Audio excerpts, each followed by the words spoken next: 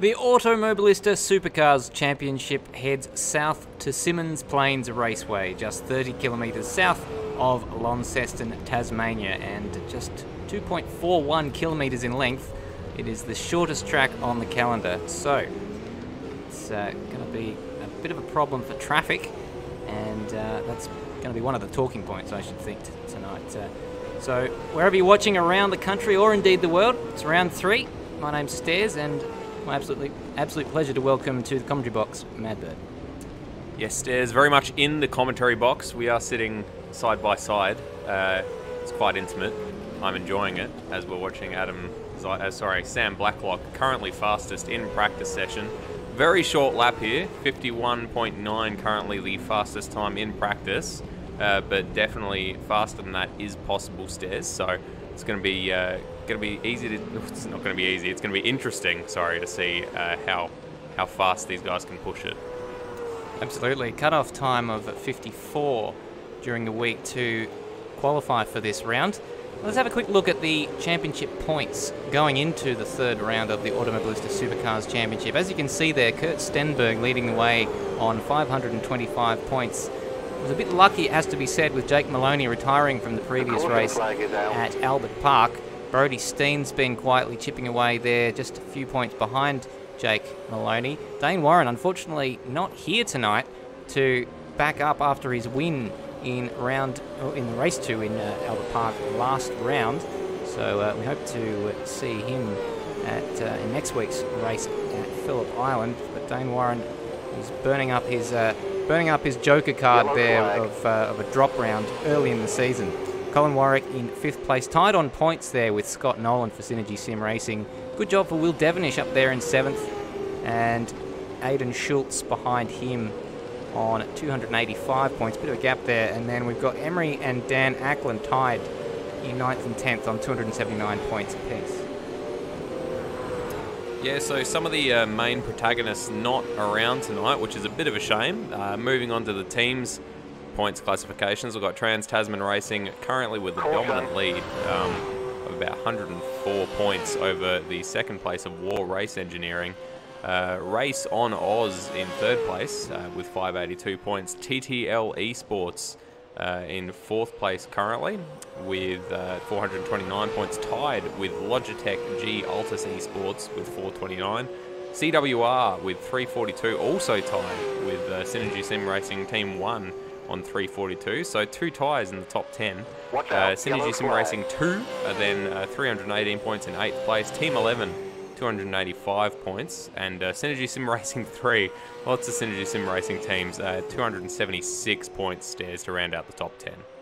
Has to be said, they didn't exactly split up their teams in the best way possible, because they've got enough for 3 teams in the top 10, but none placed higher than that, so that's a bit of a shame for them. I guess it's just the way that the cookie crumbles for them.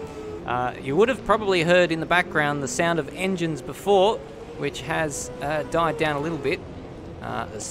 What you're looking at at the risk of destroying the magic of television is a pre-recorded piece of footage. The server has just crashed momentarily, so we'll endeavour to get that back up and running as soon as possible so we can bring you live pictures. But Sam Blacklock, for the time being, had the fastest lap time in the practice session. Yeah, so had some technical gremlins last fortnight at Melbourne, where we had some pretty awful lag throughout the race, sort of came and went. So hopefully this will be our gremlin for tonight, and we won't be having any massive lag issues. Looks like the server is back up again. Just gotta hopefully make sure that it's all working as correct as intended, is what I meant to say there, and hoping we don't get any big lag tonight. It may well be that they're trying to fix any issues that they had last week by resetting the server just prior to qualifying. Looks like we're just about to be able to bring you live pictures very, very shortly indeed. A couple of cars coming out of the pit lane as we speak, and here we go. So a quick look at the schedule for tonight. Qualifying scheduled to start at 8 p.m. A 15-minute qualifying, a little bit longer for the drivers given the short length of the racetrack. And then a 25-lap sprint race. And then about half an hour later, we're going to do it all over again in qualifying 2 for a second 15-minute qualifying session to determine the order for race 2, which will be a 42-lap race, including a pit stop. Limited tyres for everyone tonight. We've got just 3 sets for each race, and that includes qualifying, so they'll have to be fairly strategic in the way they use those tyres, especially for race 2, as they might not necessarily want to be using too many sets of those up in qualifying, so they have fresh tyres for the race itself. Yeah, bit of an interesting strategy that hopefully gets to play out. It'd be interesting to see a safety car, which we haven't had as yet.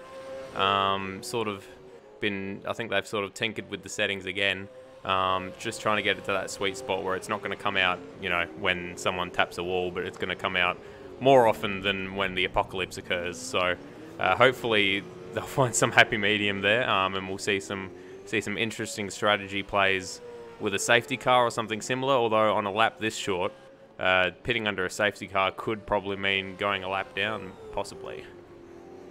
Exactly right.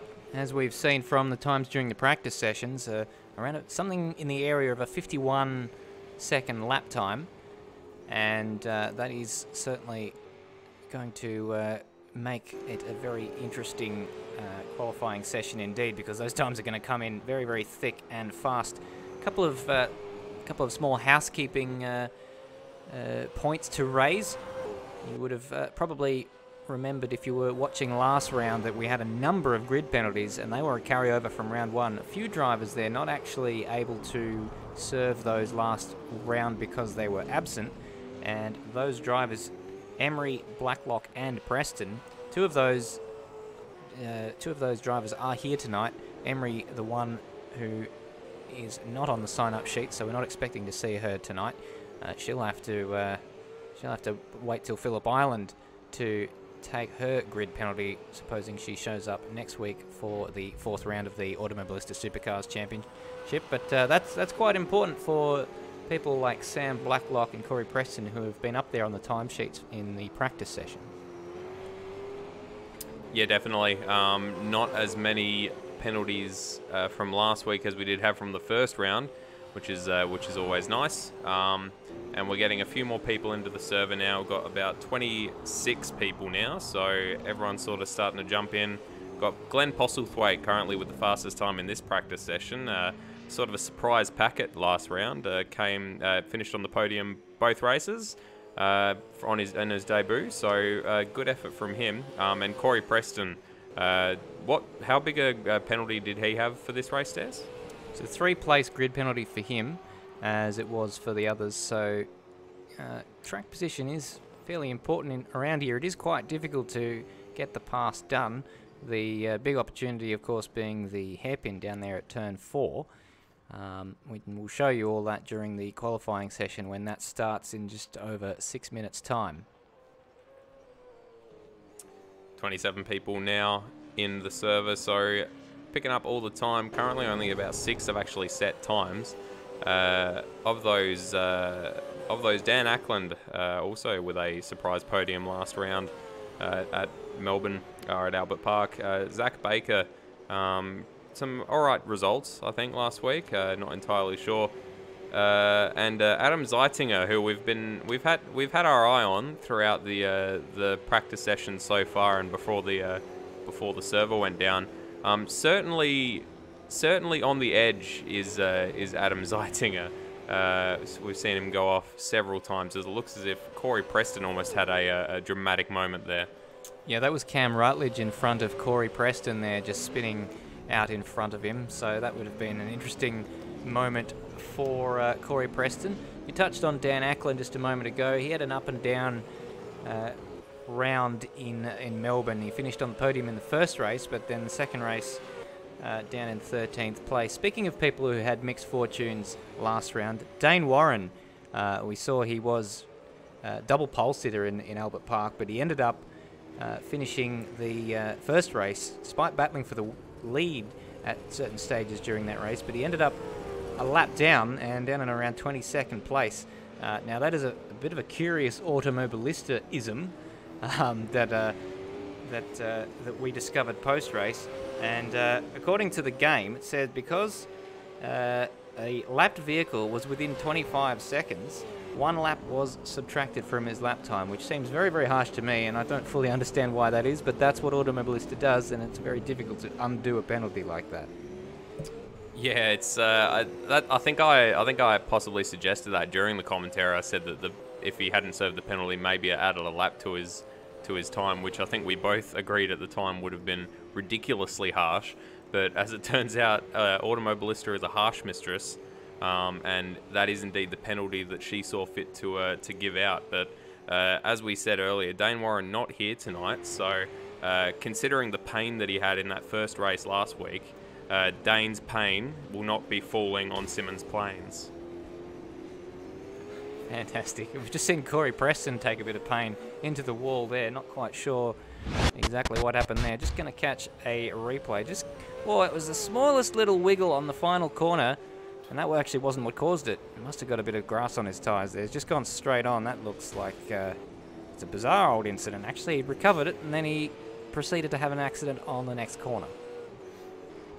Yeah, possibly just thought that it wasn't worth continuing on. Although I believe that it's a hefty weight to get back to the pits if you don't go back there by yourself. So he's put himself in for a little bit of pain getting around with possibly a damaged car. There's a nice symmetrical dent at the front of that car now, having gone straight on into the wall. But nevertheless, we're quickly approaching qualifying time here, about 2.5 minutes outstairs.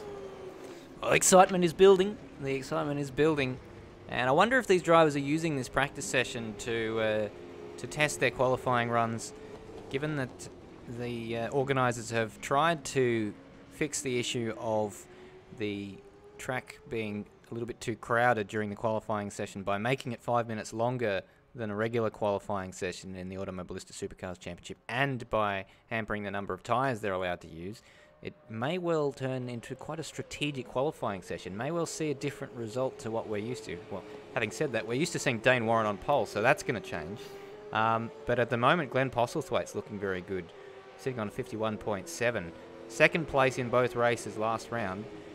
It's looking pretty good for him. He may well be the favourite as it stands right now. Yeah, we saw last time out he didn't really have the out-and-out race pace to take the fight to Dane Warren, but he did have the 1 lap pace to give himself a good qualifying position to start the race from. So he's certainly showing that off now. He's set the fastest time so far, 51.740 during this practice session. Hopefully he can back it up in qualifying. As you say, it usually turns into a bit of a gaggle in qualifying with this amount of cars, especially around a track that you could probably fit on a postage stamp like Symmons Plains. So it's going to be a dramatic and chaotic qualifying session, I would suggest. Well, it is Launceston and not Long-Ceston. And that's all I had. But Sam Blacklock, currently sitting there in 6th place. He was a little bit earlier before the session reset, sitting on the fastest lap time, somewhere around the kind of time that Glenn Postlethwaite was on. So I wonder if he's just holding back a little bit right now. He could be a dark horse for pole position tonight as well, especially considering that he probably want to start as far up the grid as he possibly can in terms of qualifying, because he's going to have to drop those 3 grid spots. Yeah, much like, it was much worse for Kurt Stenberg and Colin Warwick last time out, where they had, I think it was something like 9 and 12 position penalties between them or something. So it was, they certainly were hampered pretty heavily by their previous indiscretions. So Corey definitely will want to be up there, hopefully front row, so that he's at a maximum drop back to 5th. But it's gonna take a pretty almighty effort, I imagine, with the sort of guys that he's currently racing against. Kurt Stenberg has not set a time yet, and I know he was right up there, so Definitely, let's not take this practice session results as read, as it looks like the timer is clicked down to 0, so we'll be switching over to qualifying any minute now. That's a very exciting qualifying session in prospect. Looks like a couple of people on the live chat on YouTube who are competitors in this series, not able to get into the server. Termo we speak of, so it doesn't look like he's been able to jump into the server. I can't see his, beg your pardon, can see his name on the screen, and hasn't set a time yet, but he's in the pits, in the garage, according to Live Races. Speaking of Live Races, if you want to follow all the action live, as we call it, rsmclanau.liveracers. That's where you go. So, qualifying is about to begin. 15-minute session, as we said before. And interesting you mentioned the grid penalties before, Madbird, with the 3 places for some of the drivers that we're seeing tonight. Of course, that is going to be a little bit more of a punishment on a track like this compared to Albert Park. We saw that Colin Warwick and Kurt Stenberg had hefty penalties, starting somewhere around 13th or 14th place in the previous race, but in this race it's a bit harder to get your to get all those moves done, because Albert Park is a Formula 1 circuit, very, very wide, and a little bit easier, it has to be said, to make your way up through the grid. Yeah, that's very true. It's going to be difficult for people to overtake around here. Everyone's jumping straight at, no one really minds too much that there's an extra 5 minutes in qualifying. They're all jumping right out there. Scott Nolan's at the front of the queue, I believe, to get out there in his Synergy Sim Racing number 18 car. And he's getting a little bit of a bump from behind as well to get him out there, and he's off, so he will probably be our first runner to set a flying lap time. Behind him, we have got pretty much everybody. Zach Baker already off the track somewhere, not doing a particularly great job getting out of the pits by the looks of it. So not enough lock. Sorry to cut across you there, but not enough lock there on Adam Zeitinger's car to get out of the pit garage. He's had some issues, let's say, and let's just leave it at that. So we're watching Scott Nolan as he's on his outlap, trying to get a little bit of temperature into those tyres at least. It's kind of difficult on a lap this short, so I guess you probably just race it as hard as you can and try to get the temperature into the tyres that way. As Stairs, you're going to take us through a lap? Absolutely. Scott Nolan coming through the final corner to start his lap, and he goes all the way across to the left-hand side of the track. You can see there's a lot of undulation on that straight as he goes through the first chicane, and the lap comes up to you so quickly. You're already on the run down to the turn 4 hairpin, which is probably the best overtaking opportunity on the racetrack, and a fair bit of camber to this corner. It's almost like a NASCAR banking, and there's a number of different lines you can take through there, so it might be a hot spot for action for Scott Nolan as well as many of the other drivers. Now this is turn 5, very, very long corner, and basically flat out. Another opportunity to pass down here at turn 6. You've got 2 left-handers, someone off in front. That's Dodger off the track there. Something we're kind of used to seeing by now. And final corner for Scott Nolan, all the way to the line on a 52.1, the first lap of the session. Very well done, Stairs. Yeah, Dodger already off the track, causing a bit of mischief, so I imagine that's going to continue. A couple of other scruffy runners behind Scott Nolan, but everyone's sort of slotting in. He's already lost his provisional pole to Thomas McMillan with a 51.6, and Zach Baker in second with a 51.7, and that was a pretty hefty moment there from Thomas McMillan going into the hairpin. Can be that corner can sneak up on your, Stairs, and you can break yourself pretty easily. That's right. Lots of lap times coming in thick and fast. We were looking at Thomas McMillan with a new livery for that car. I kind of like the old one, so it's a shame to see that one updated. But nonetheless, now down to 3rd place with Kurt Stenberg and Jake Moloney in the last few moments, pipping his time. We've got Scott Nolan pops up into 5th place there on a personal best. Zach Baker up into 4th. Preston in 6th place, and Zeitinger in 7th for Logitech G Altus Esports, Warwick in 8th, Nenedict 9th, and Birchall currently rounds out your top 10. Yeah, I imagine that's going to change well and truly before the end of this session. We've still got about 6, 7 people who haven't set lap times. That's gone down to 6 as I've said that. Glenn Postlethwaite hasn't set a lap time yet. He's currently in Sector 1, so we'll be watching him. He's got some definite pace. But Jake Moloney currently best on track, although he's just set a 101, which is about 10 seconds slower than his fastest so far. So he would be, I'd imagine that would have been that lap would have had an error on it, I imagine. He's currently still sitting top of the pile though, 51.398. So very well done from Jake Moloney, and Glenn Postlethwaite looks like he's coming up to start a flying lap, so he'll be one to watch, Stairs. Certainly is. He's had an awful lot of traffic on his outlap, but he seems to have found a nice little bit of spare track to get this lap underway, and this is a lap to watch for Glenn Postlethwaite as it stands. Completely clear track up ahead of him. Might be Steve Birchall up ahead, so hopefully that doesn't hinder him. First sector time, what is it going to be for Glenn Postlethwaite? Oh, it's very, very close indeed. 12 thousandths of a second for Glenn Postlethwaite. So currently still sat up in pole position is Jake Moloney on a 51.2. Kurt Stenberg 51.2 as well. It's mighty, mighty close as you would expect with a 2.4 kilometre circuit. And second sector split for Glenn Postlethwaite. See if we can get an indication. See, I think we might have gone past it unnoticed. It's half a tenth actually Glenn Postlethwaite has to make up. Might be a bit of a tall order. We'll see if he's had a good end to the lap. And he's third with a 51.426, tenth and a half in it. Nothing to sneeze at, but Jake is still holding down the top step on the podium.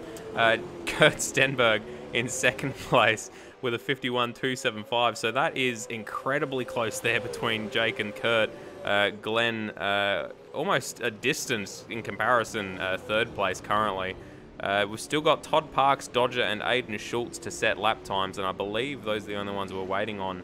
Dan Ackland currently down in last 24th of the people that set times, which I wouldn't think that was his true pace, so hopefully he gets to jump up there at some stage. Brody Steen setting his personal best up into 9th place. Scott Nolan still clawing onto that 10th place. He's still on the top 10, Stairs.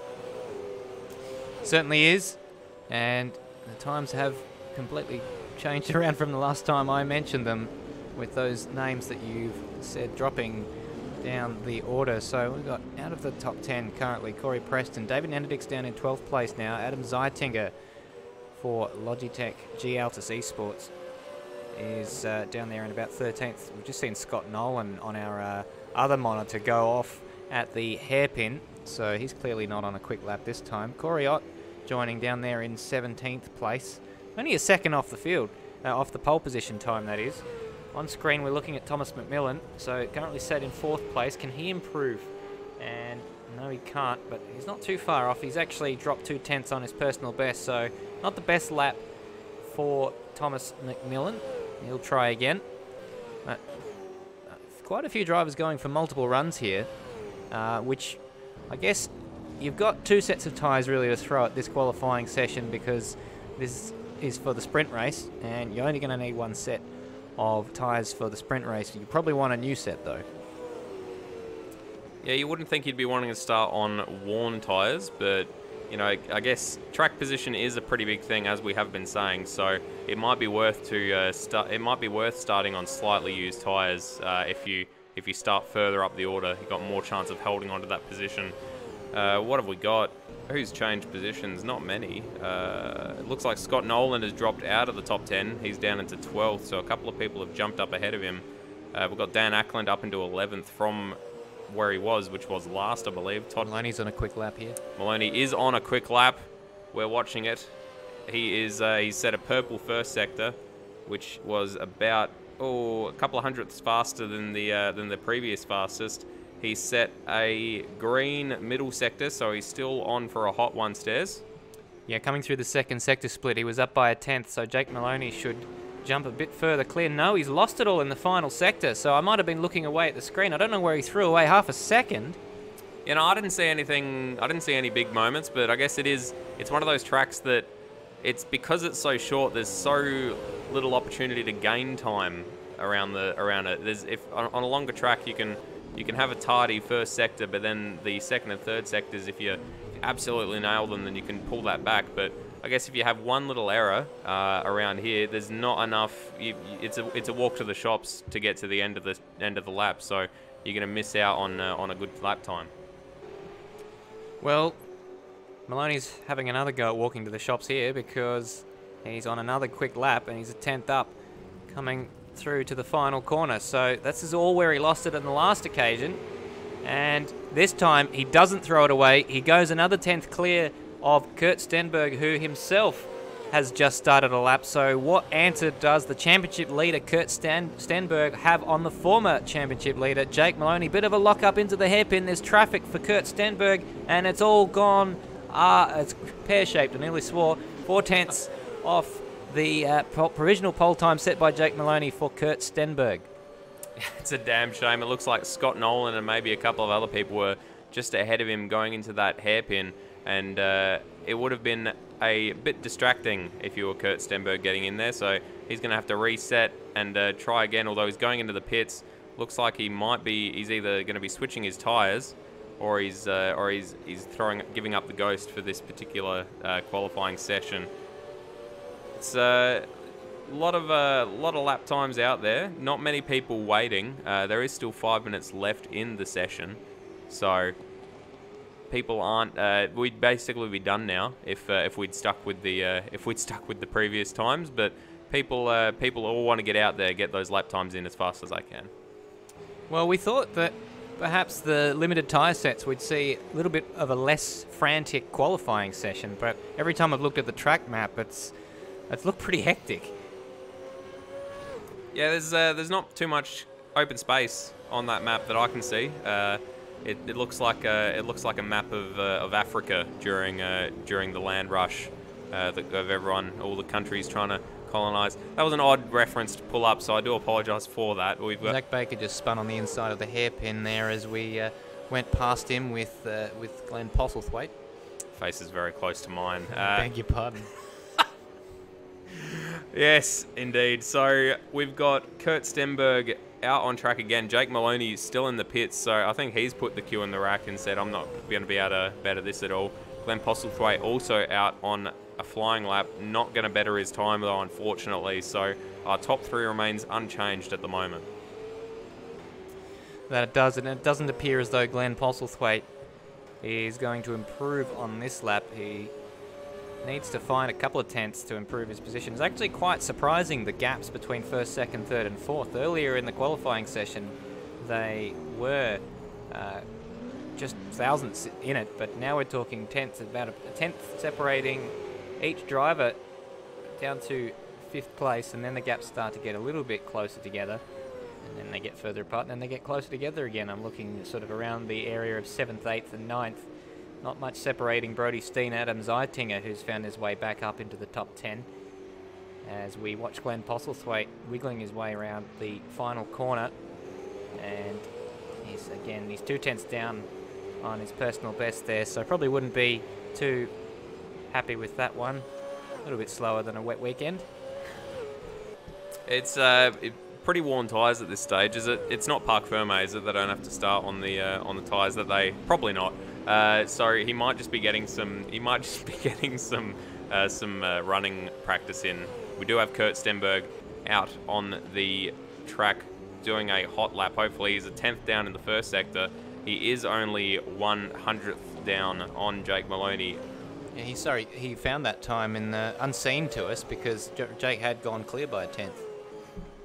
Yeah, so Kurt just showing that anything you can do, I can do better. Jake Moloney has responded to it and is out on track again. Kurt, though, 6/100ths up in the second sector, so this is going to be quite close. If he nails this last corner, it is an odd one. You got to, he gets a wiggle. He stays off the grass. He keeps his foot in it, but just not fast enough, and he's quite a bit frustrated by the looks of that after the start-finish line there. Jake Moloney, though, is responded and left the pits. He's on a fast lap. He is currently green in the first sector. Coming up to the second sector split, he's faster again by 0.03. So again, just going to have to nail this last corner to extend his advantage at the top there. He's managed to stay off the grass, little touch on the curb, and gets around that left-hander. It's an odd one. You got to keep your foot in it, but it's such a squirrely corner, and he goes up by 0.05 more. Fantastic job from Jake Moloney. He's grabbed this qualifying session by the scruff of the neck. Every time Kurt Stenberg came anywhere near him, he seemed to be able to respond, and he still has another lap if he so chooses. I think he may well, he's actually improving though, a little bit deep at the hairpin. Another 100th of a second taken out through the first sector. Kurt Stenberg though, he's in the pits, and he's going to want to jump out of the pits very quick smart, because there's only a minute 15 left in the session. On any other circuit, that'd be day done, but with the short circuit here, that is still just about time to get out, although, as I say, that time is rapidly ebbing away. Yeah, I'd say he's put the cue in the rack at this stage. He's probably not going to better that lap. Jake Moloney appears to have also done the same, 0.5 down on that lap. So Colin Warwick, though, has jumped himself up into 4th place. So excellent showing from him. Glenn Postlethwaite still holding on to that 3rd place and in the pits, so he won't be setting any more fast laps. Who else have we got out on track? Colin Warwick doing another hot lap, so we'll get to see if he jumps up ahead of Glenn Postlethwaite. Further down, we've got Sam Blacklock out on not a fast lap, 3 seconds down in the first sector. Yeah, I think he's given up on that one. He was slowing down. We've got Sean Allen there in 12th place there for Race on Oz. Let's see if he can improve. Doesn't look like it. The time through that previous lap wasn't there, so he'll have one more crack at it. And just a handful of cars left on the track, about 5 or 6 by my count, and 2/10 up on his PB is Sean Allen. So let's have a look at where he is sitting. That would gain him another 2. Could potentially get him up into the top 10 if he continues at this rate. Yeah, it's and that would be to the detriment of Dan Ackland and Adam Zeitinger, who we know has been going at it hammer and tongs in the Sean Allen here in the Race on Oz car. Going through that last corner was still up in the 2nd sector. So this is good. Oh, I'm gonna hazard a guess he's thrown that away there with that little wiggle, and indeed 1.2 seconds down on fastest time. So that was a damn shame. He nearly hung on to that, but just that last corner is catching a lot of people outstairs.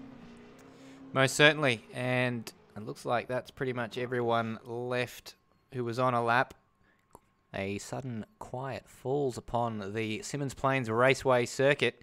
Jake Moloney, your pole sitter from Kurt Stenberg. What a tantalising race in prospect.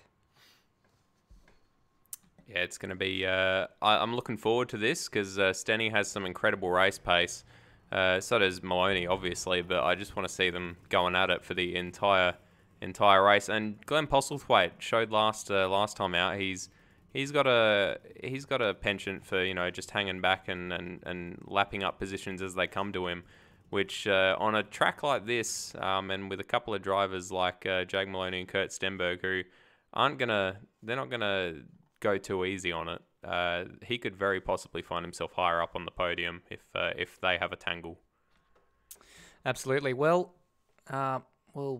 that's probably the start of our predictions. We'll come back for the rest of the predictions in a few short moments. We're going to take a quick break, and on the other side, we're going to get all of the action underway for Race 1 here at Symmons Plains, I should say, Raceway. Don't go anywhere. Welcome to the previous round recap, brought to you by Apex Rear Wing. It was no contest in qualifying, with Dane Warren taking pole position by a whopping margin from championship leader Jake Moloney. About to cross the line, and I think this is going to be our new pole sitter. Oh, that's a long time. The action got going early, with Dodger losing control of the car on the warm-up lap and picking up a significant amount of damage. Looks like he's been sampling the product made by his main sponsor there. Moloney got off the line brilliantly at the start, sporting the orange number 29 as championship leader, and took the lead at turn 1. Unfortunately, server issues caused massive lag throughout the race, creating problems for many. The battle for the lead remained relatively unaffected, turning into a 2-horse race yet again between Jake Moloney and Dane Warren. Unfortunately for Dane though, it all came undone with a crash at turn 13, followed by a drive-through penalty late in the race. Moloney took his second victory of the season, First back-to-back winner in this championship. with debutant Glenn Postlethwaite nabbing second and Dan Ackland rounding out a double podium for Synergy Sim Racing. After a lengthy delay to try and solve the server issues that plagued Race 1, qualifying unfolded in much the same way as Race 1, with another brilliant pole lap from Dane Warren. It was another eventful warm-up lap for Race 2, with another driver coming undone in an attempt to get his tyres up to temperature. Brap, what are you doing to me? When the race got underway, it looked as though the lag had subsided and a fierce battle for the lead began to unfold. And he drives him to the pit wall. Oh, that's very aggressive. Thomas McMillan and Dane Warren were involved in a downright violent exchange of paint, which ended in tears for McMillan as the lag sadly returned. Right now, we lost Thomas McMillan. Thomas McMillan spins to the inside. Dane Warren, meanwhile, was able to show his pace, break the curse, and win the race comfortably from Synergy Sim Racing's Glenn Postlethwaite, who claimed his second podium of the night. It was disaster, however, for the championship leader, retiring from 4th place unexpectedly due to the lag. A little bit of extra. What? Maloney's gone! Maloney's gone, spearing off at the exit of turn 6. This sees Kurt Stenberg vault himself up into the lead of the championship with a 3rd place finish in Race 2 to back up his 4th place finish in Race 1. Hello everybody, and thank you for joining us wherever you're watching around the country or indeed the world. We're here in Kota, Monaco, Sydney, Imola, Shanghai, Albert Park, Austria, Suzuka. Down the inside of public, and there's contact spun out already. They've had to double stack. Tyres that you could dig them up and look at them on the fossil records. So Usain Bolts of hairpins. he's missing a rear tyre.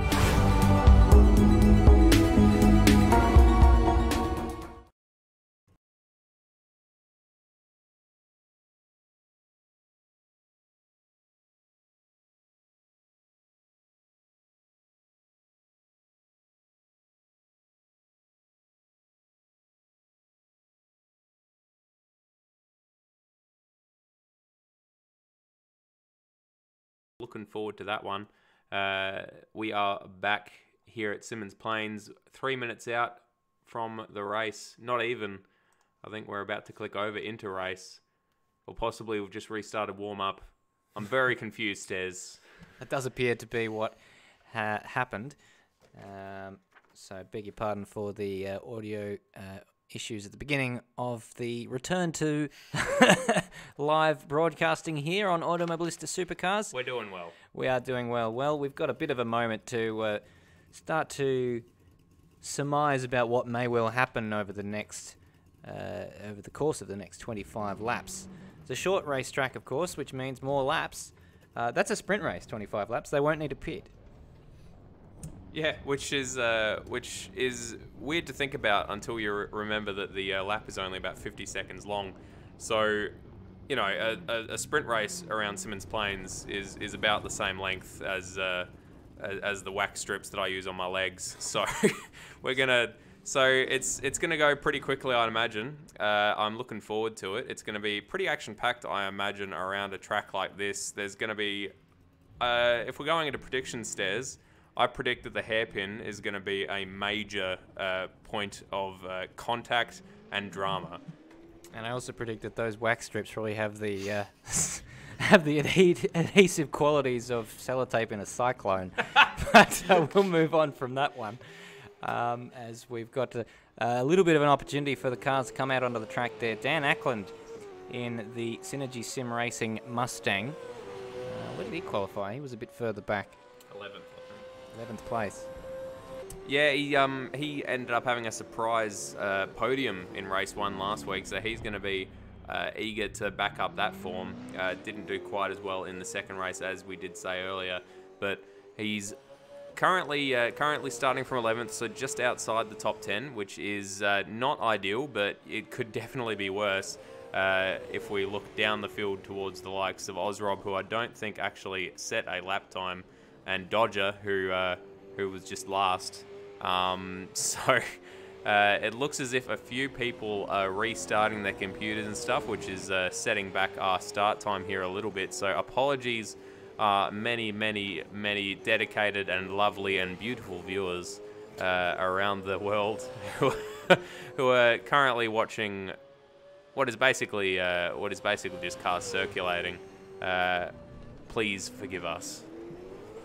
Well, I think the Trackstar Raceway good people wouldn't be too displeased with the action that they're receiving right now on screen. They've got unfettered access to our YouTube broadcast with the Dan Ackland Synergy Sim Racing Ford Mustang going around, and it certainly does look nice with those tight-in cameras. Will make it a little bit difficult during the race to see exactly what's going on if there is multiple battles going on, but that camera angle nonetheless does provide a good close-up view of the cars. It does, which I imagine all these sponsors who haven't actually paid any money will be very appreciative of. Oh, that's not a ideal line through the first corner there from Dan Ackland, and he might be a little bit bogged here. I know sometimes those cars just dig into that gravel and don't want to get out, so he's managed to get it out. Little flick of the tail, very stylish there from Dan Ackland, so excellent work. The admins are currently also sorting out those podium position penalties for Corey Preston, and I believe there was another one, and Sam Blacklock, so they'll be starting from further back after their decent showing in qualifying, which is a shame for them, but hey, then at least it's out of the way. We can concentrate on race 2, and hopefully no penalties need apply between the two races. So we've got warm-up being restarted here by our admin Kurt Stenberg. It's important to make the distinction because we do have Kurt Stenberg and Stenny in the service. Stenny being, I believe, Kurt Stenberg's father. That's right, Peter Stenberg running the. You'll see it, and you probably will remember me bringing this up in previous rounds. It's the DJR Team Penske Commodore, I believe a VF Commodore, in the hands of Peter Stenberg. Quite an amusing take on that livery. So as much as I like the serious liveries, I do like the joke liveries as well. Yeah, they're all looking quite nice, I must admit. They're why is that funny? I think that. Sorry, I just read a comment in the live chat. I think quite a lot of, yeah. I mean, it is possibly an odd decision to include, mass manslaughter in a highlights reel, but it does just show how big an effect the race does have on people's lives. So I think it's all horses for courses, really. Myself, to be honest. To the uninitiated, the comment from Jake Burton: the viewers have just seen hundreds of spectators killed. Why put this in a highlights reel? Of course, referring to the lag last round at Melbourne, and certainly puts the Le Mans disaster of 1955 in perspective, doesn't it? Absolutely.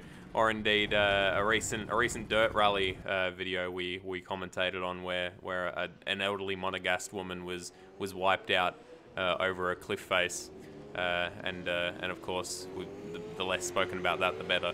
But we have, and if you want to see that one, don't forget to tune into the Apex Rearwing YouTube channel. Selfless plug. We've got Ozrob here out on track. Still don't know if he actually set a lap time during qualifying or not. I believe he didn't manage to. So he is going to be starting from second to last on the grid, which seems weird because I'm pretty sure Dodger did set a lap time. It was just very slow. So I'm not sure what's going on there, but regardless, we'll get to see what happens once the race gets underway. We've got a minute and a half and some change left to go, and hopefully we're all good. Looks as if someone has crashed. Thomas McMillan's computer has crashed or something. So we're certainly getting all our gremlins front-loaded tonight, Stairs. Let's hope so.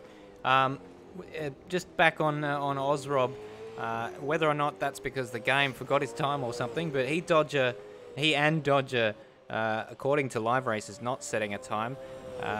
And hello out there to Dylan Carroll. Unfortunately, we can't broadcast your message, but certainly we are having a bit of a giggle in the commentary box about your Nana and that particular comment about her anatomy. Yeah, Apex Rearwing on Facebook if she wants to send us some pictures. So here we are. Race session has started. 25 laps, 50 seconds for everyone to get to the grid stairs, and then we'll be off on the formation lap. We certainly will.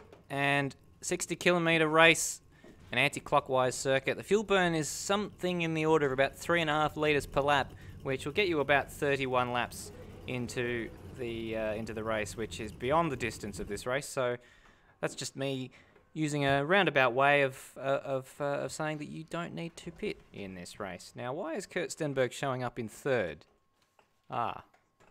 Looks like we're back in warm-up. So there's something wrong with the grid there, because we know that Kurt Stenberg qualified in second. He appeared on third in the grid. So I'm beginning to think that there was something wrong with the grid. So they'll have to fix that up. And it appears that Ozrob decided to start last to avoid accidents. I don't think he'll be avoiding them back there personally. They'll probably just be running into the people who've had the accidents. Do apologise for the delays, viewers. So we're hopefully on the last stretch here. Warm-up has been restarted while some extra little grid slot issues get sorted out. So in the meantime, Stairs, you've got some interesting trivia about Symmons Plains, I imagine. Yeah, those of you playing at home, get your pens out, because Alfredo Costanzo, from memory, holds the track record around this circuit, as he does around many circuits in this fine country of ours. He is an incredible statesman of motorsport. Is Alfredo Costanzo? I believe he managed to set an incredible 45-second lap time using his mini moto. And Dylan Carroll, no, this is not a fantasy track. Symmons Plains is real. It is from an unfortunate part of Australia called Tasmania, and we all like to pretend it mostly doesn't exist. Little bit off with your 45-second lap time for Alfredo Costanzo. It was in fact a 1 minute 50.16, so not actually that far off from what we're seeing with these cars. That, of course, was set in a Lola T430 Chevrolet, and the outright lap record around this circuit set on the 23rd of March 1980. And he also has a Formula 5, beg your pardon, that was Formula 5000. The next quickest lap being a Formula 3 lap set by Tim Macrow in a Dallara F307 with a Mercedes-Benz engine in it. 50.32, pretty close, and that was a little bit more recent, Madbird. That was in 2013. Very well done. So it just shows that he does span decades, does Alfredo.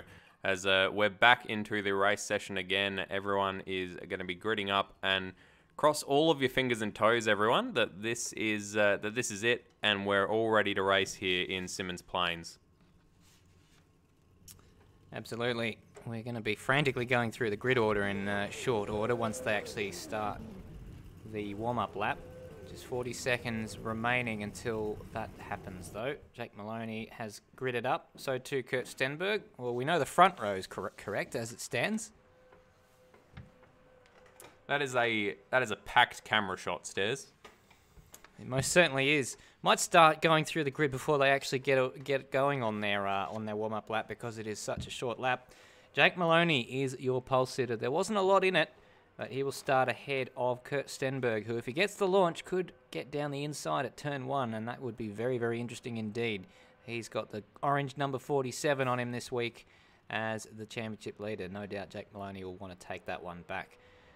Glenn Postlethwaite had a great debut in this championship last round, and he starts out of third place for Synergy Sim Racing, so watch out for him.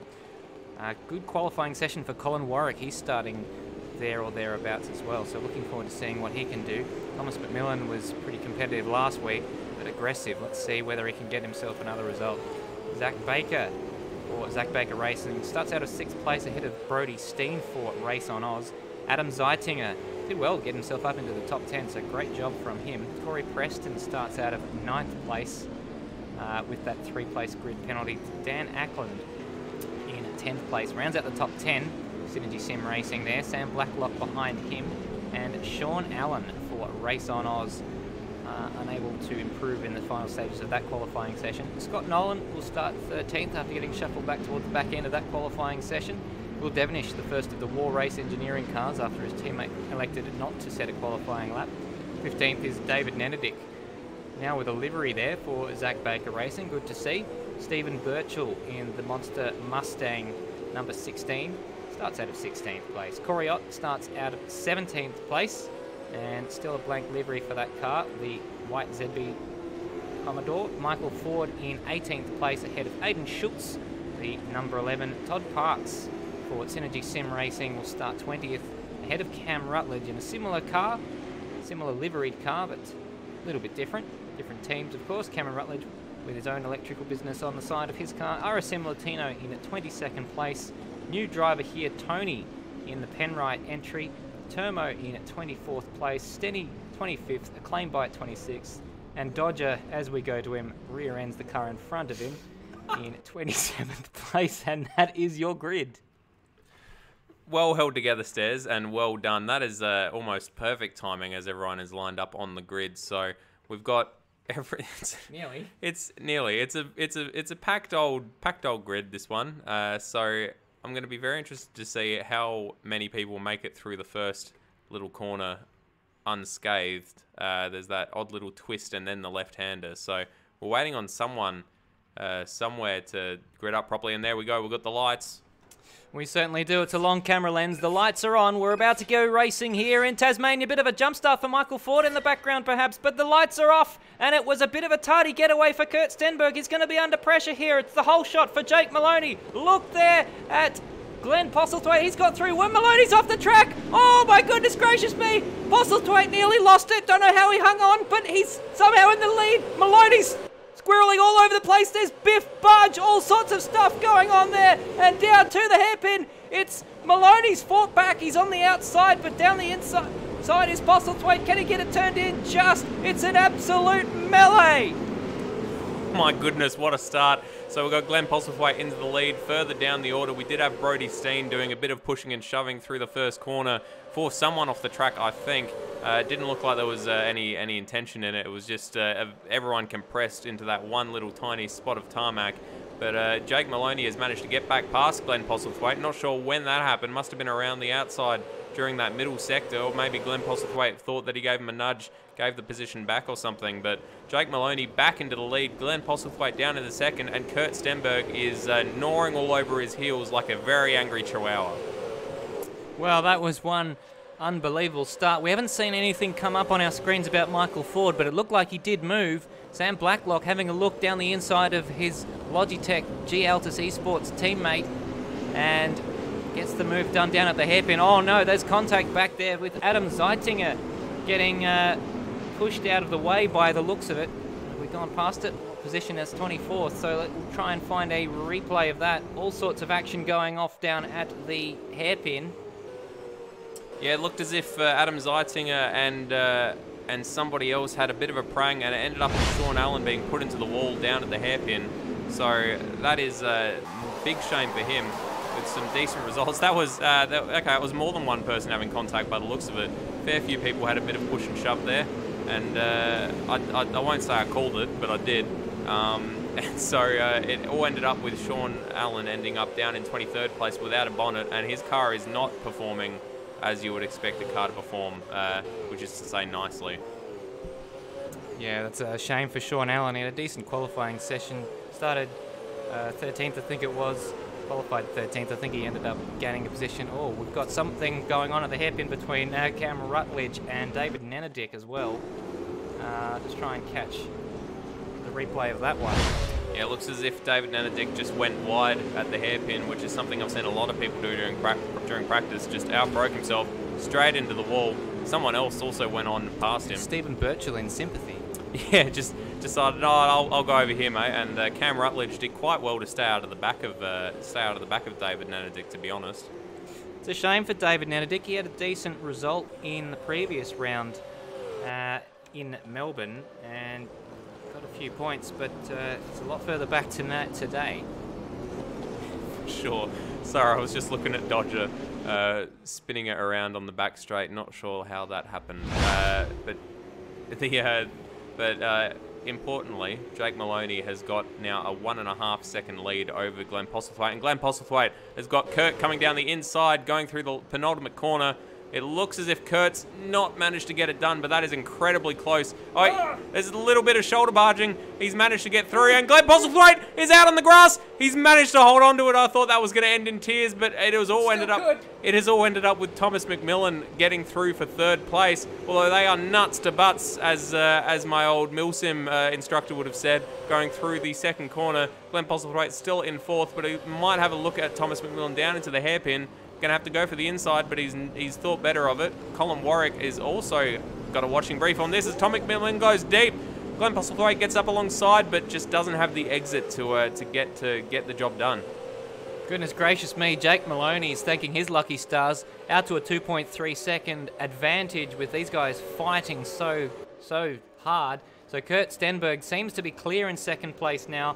Thomas McMillan, having got the job done on Glenn Postlethwaite, is just a little bit further behind. So it settles down for a little bit as Glenn Postlethwaite does his best impression of a drift car, and Jake Moloney sets the fastest lap of the race, so he's just banged out a 51.6. But Kurt Stenberg set the fastest middle sector there as Glenn Postlethwaite goes off onto the grass. Does that put him under pressure? He's lost the position to Colin Warwick. Well done, Colin.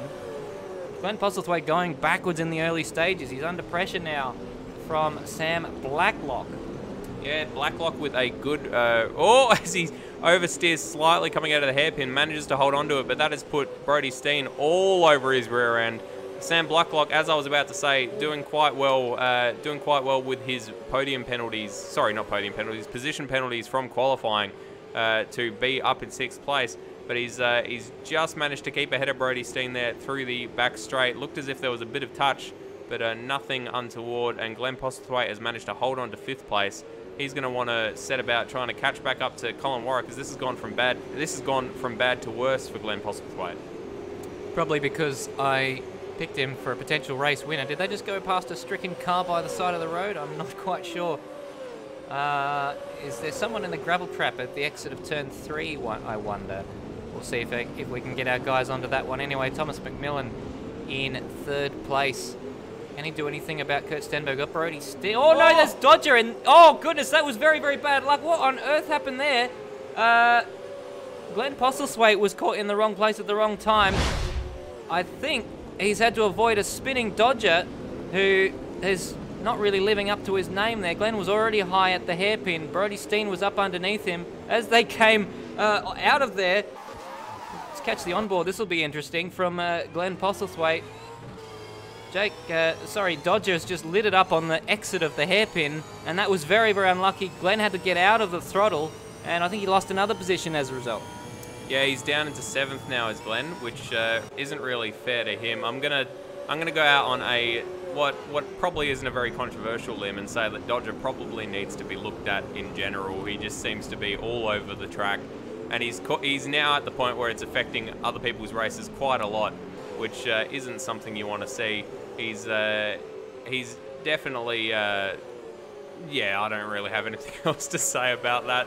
But all of this has meant that Glenn Postlethwaite is now under pressure from Zach Baker in the Zach Baker Racing 512 car. I don't know how to count. He's now under pressure to lose 7th place when not very long ago he was fighting for a podium position. Thomas McMillan going off at the last corner by the looks of it, and straight into the pit entry. Well, he was up there in 3rd place, so let's see. Oh, it's Dodger! He's hit Dodger! Unbelievable, as you were... Oh my goodness. I flinched in the commentary box there. That is unbelievably bad luck there for Thomas McMillan. I have to agree with you there. Dodger's... he's a bit of a liability. I don't think I can say it more diplomatically than that. Yeah, I'd say it's fairly cut and dry. We've got a few requests here in the live chat for people asking for a hot lap on board with Dodger, which it'll be very cold. I'd happily do that, but I think it would last for the rest of the broadcast. And it looks blown engine. David Nenedick with fire coming out of the back of his Zach Baker car. So I'm not sure what's happened there. If he's just shifted down way too fast and has blown the engine. Despite having retired from the race, he's still 2 positions ahead of Dodger. Incredibly enough. Unfortunately, Dodger will probably get those positions back, not that I think he deserves them.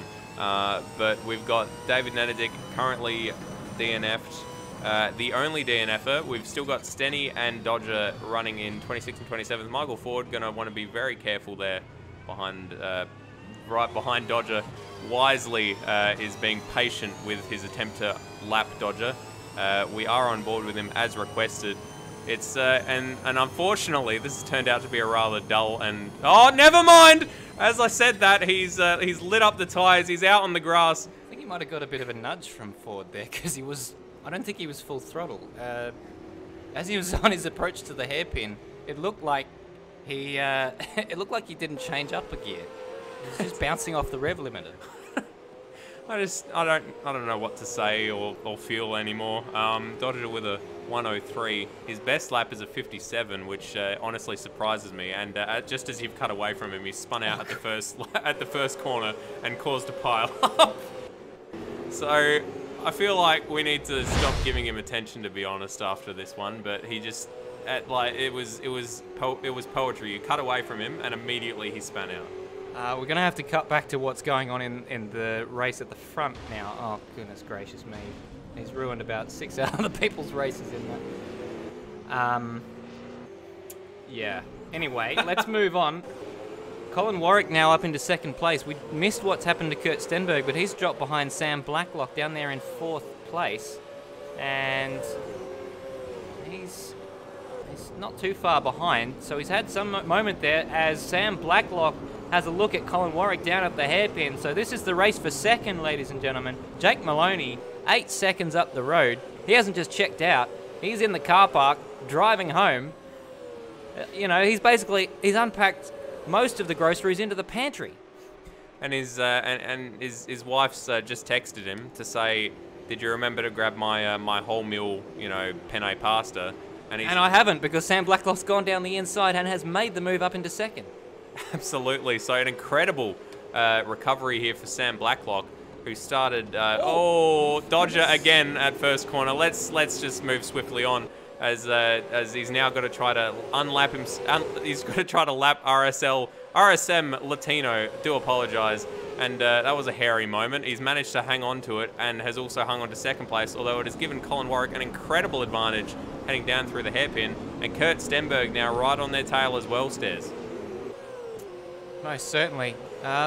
It must be said that there is a cut-off time for qualifying for these races, and Dodger did do a time, we understand, that was good enough for a 54 to make its way up into to make his way up into the into qualifying speed, but it doesn't appear to have done it in this race. His last few laps, a 1 minute 21.3, a 1 minute 3.4, 59.8, 51.7, and then he did another one that nearly cracked the 1 minute barrier at a 1.127. It's I feel like, to give him the benefit of the doubt, he probably doesn't have a lot of experience. He probably needs to go away and just do some single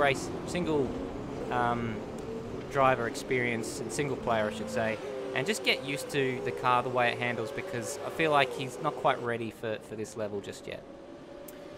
Yeah, it's I mean, I can honestly only that was a rapid move there. Sam Blacklock in second place, defending from Colin Warwick, and Kurt Stenberg is he's finished. He's not gnawing at anyone's ankles anymore. He's now latched his teeth onto the underwear of Colin Warwick and is being dragged through the car park. So that's very graphic description. Do apologise. With Dodger, I can only assume that someone else set the qualifying laps for him to get him within that 54 seconds, because good grief, he is. I just cannot understand. Sorry, Kurt Stenberg had a little look at Warwick there. This was the different lines that we saw in the qualifying that you can take through the hairpin, and we'll go back and just have a look at that high line for Sam Blacklock and Colin Warwick. Kurt Stenberg on the inside, but just didn't get the drive out of the hairpin, as this battle looks set to rage on all race long. See, now that's and Stenny also got a drive-through penalty there. I imagine that would be for corner cutting infringements or something similar.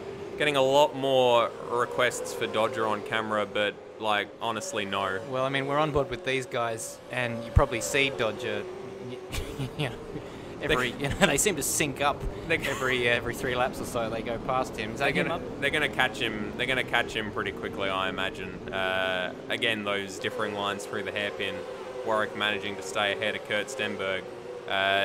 Further down through the queue, we've got Glenn Postlethwaite has dropped down to 9th, so he has had a mare thus far. Mostly not his own fault, to be honest. Adam Zeiting is still in 10th, which is actually 2 positions down from where he started. So he's just hanging on to that 10th place as we've got some lag going on, I believe. Some hefty lag going on my screen anyways. Hopefully a brief flutter of lag. That's a shame, because it's been quite stable up until this point here, as the battle for the podium goes through to try and lap a claim bite, and Corey Preston, is he a lap down ahead of Kurt Stenberg? Yes, he is. Everyone passed 14th. 14th being Scott Nolan is a lap down on the lead runner. So doesn't take long to get lapped around a track like this. Although we are having some issues here with lag. So I'm showing Kurt Stenberg in 11th, which we know isn't the case. So hopefully this will all shake itself out in the very near future. This is not quite as bad as we saw. As I say that was pretty bad. All the cars just limboing off the side of the track and through the Armco barrier. So hopefully this all settles down. All the pings are skyrocketing. Fantastic stairs. It's a wonder to behold. Did we see when Thomas McMillan retired from the race? Or? No. Okay, so he's retired from the race at some stage. For your Thomas McMillan fans, Dodger's up 3 spots on where he started, mainly because 3 cars have retired. No, 2 cars have retired in front of him. How can he be 3 spots up? That doesn't seem possible, but anyway, since we've got a bit of lag at the moment, the wheel-to-wheel isn't quite what it was a moment ago, so let's go on board with Dodger to appease the fans. Absolutely. I think Rob appears not to be in the server, so it could be that he dropped, and that is the 3rd position that he's. I'm not sure if that's actual contact happening there with Sean Allen and Dodger, but regardless, I'm honestly not sure if the lag will make Dodger's driving look better or worse, because most of the time he looks as if he's driving with very little idea of what he's doing. The car actually looks pristine, considering how many cars he's crashed into.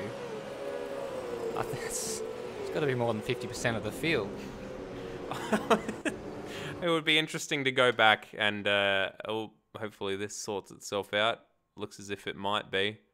Possibly. We've got some silence. We've got some nice advertising there for Microsoft Office 365. Got some lovely shots of empty field with only 7 laps to go in the race. God, 7 laps to go. I thought that would be further in. But as you say, I'd be interested to see. Be interesting to see if go back through the. There we go, and we're back. Be interesting to go back through the replay as we're not back again. Go back through the replay and just tally up how many different people Dodger did have contact with, and see, just how, just honestly, I don't know. I don't know why he's here, honestly. Well, someone in the live chat suggesting that he's been DDoSing the server. So. Unfortunately, it looks like this is an unrecoverable lag situation. This is now larger than the situation that we had in Melbourne, which would suggest that we may well need to have a red flag period here. 27 cars in this server, which is not as many as we had last round. Last round we were about 30 or so, down to 28, I think, at one stage. So I'm wondering whether they're going to have to just lower the entry numbers down to, say, 25 or something to appease this issue, because it seems like it gets to a point where the game just can't handle it anymore. According to the live server host last round, there was no real reason for the lag. That was not operating at capacity, so it may well be an Automobilista thing. Yeah, very possibly, and looks like we have gone back to the warm up. So they have red flagged that one by the looks of it, which is a damn shame, because before the lag spiked up, that battle at the front was looking quite good, and Dodger was entertaining us all. So I guess we'll have to wait and see what happens with race 2, whether we're going to be going on with race 2. I hope so, and what the case will be. Well, server is calling it a red flag, so time will tell whether we go back and call the race as a result from lap 16 when the server died, or whether we'll obviously take the order from lap 16, whether or not that's a result, or whether we do the remaining 9 laps, starting with the order that we had. Time will tell. Yeah, and it's odd because I swear we've had people. We've had races this big with another group, Automobilista Australia, before, or possibly not quite this big, but still hefty groups, and we've never had anything like these issues. So it's odd. It just seems to be happening with these guys. Unfortunately, got a couple of comments in the server itself from other drivers stating that a couple of comments about Dodger's driving, which I think we were all echoing in the live chat, and we're getting Jake Burton has crowned Dodger the People's Champion, which I'm not sure if you're referring to North Korea, but I think that even North Korea could do better than Dodger. Yeah, Thomas McMillan saying to Dodger, you need to work on your driving. That's quite that's about as nice a way as you could probably put it there. So, well, now becomes the commentator's time to shine, as we have to fill while we try and figure out what exactly is going to happen next. But this problem is really, really unfortunate, because that was an absolute cracker of a race that we were happening, and it was just a shame that we couldn't see it come to fruition. Sorry, just some of these messages in the live chat are quite amusing. It is. It is. I just said, Dylan, I don't think you could drive that bad. Yellow flag. Pretty much. So we're gonna have to wait here while we see what happens. The server's now been presumably restarted, so we'll have to give it a moment. Hopefully it won't be down for very long. But as you say, it was a cracker of a race. There was some people up there. Sam Blacklock was sending it at every possible opportunity, and Colin Warwick and Kurt Stenberg were all up in their business as well. So it was incredibly tight, good racing until that lag set in. So we're going to have to hope that this gets sorted much sooner rather than later, because I think it's kind of unsustainable to continue having a series where the race basically becomes nullified for, well, last time out of Melbourne it was a good 10 laps of each race were probably ruined by lag, and this one's been terminated about 7-8 laps early, which just shouldn't be happening. It's not something that I expected to happen, especially with a dedicated server. Yeah, it's bizarre because it doesn't seem to be, as my co-commentator has a bit of a giggle at the live chat comments, it's weird because it didn't present in the same way that it did in the previous round. The previous round we saw the lag from the start and it just continued to get worse. This server was relatively stable for about 15 minutes until the lag started in earnest very, very suddenly. And thanks for that, Jake Moloney. How good is lapping someone 4 times in 17 laps? Yeah, well, I do quite hope that Dodger doesn't watch these broadcasts because, honestly, the will to live is not going to be there. I don't want him to be too discouraged, but he does need to practice. Yeah, I mean, I consider myself a middling sim racer at this stage. Definitely, well, middling in automobilista, which in iRacing would put me in like the plebeian category. But you know, I was never. It took me a while to sort of get to grips with racing close to people and stuff. We did have a thank you Assetto Corsa Aussie Down Under series for pointing out that we're doing an awesome job. We are doing our best. I feel like that we've broken down somewhat since you said that, just with some of these savage burns. Thanks for watching anyway, especially Dylan Carroll, who's providing us with plenty of mirth. Absolutely.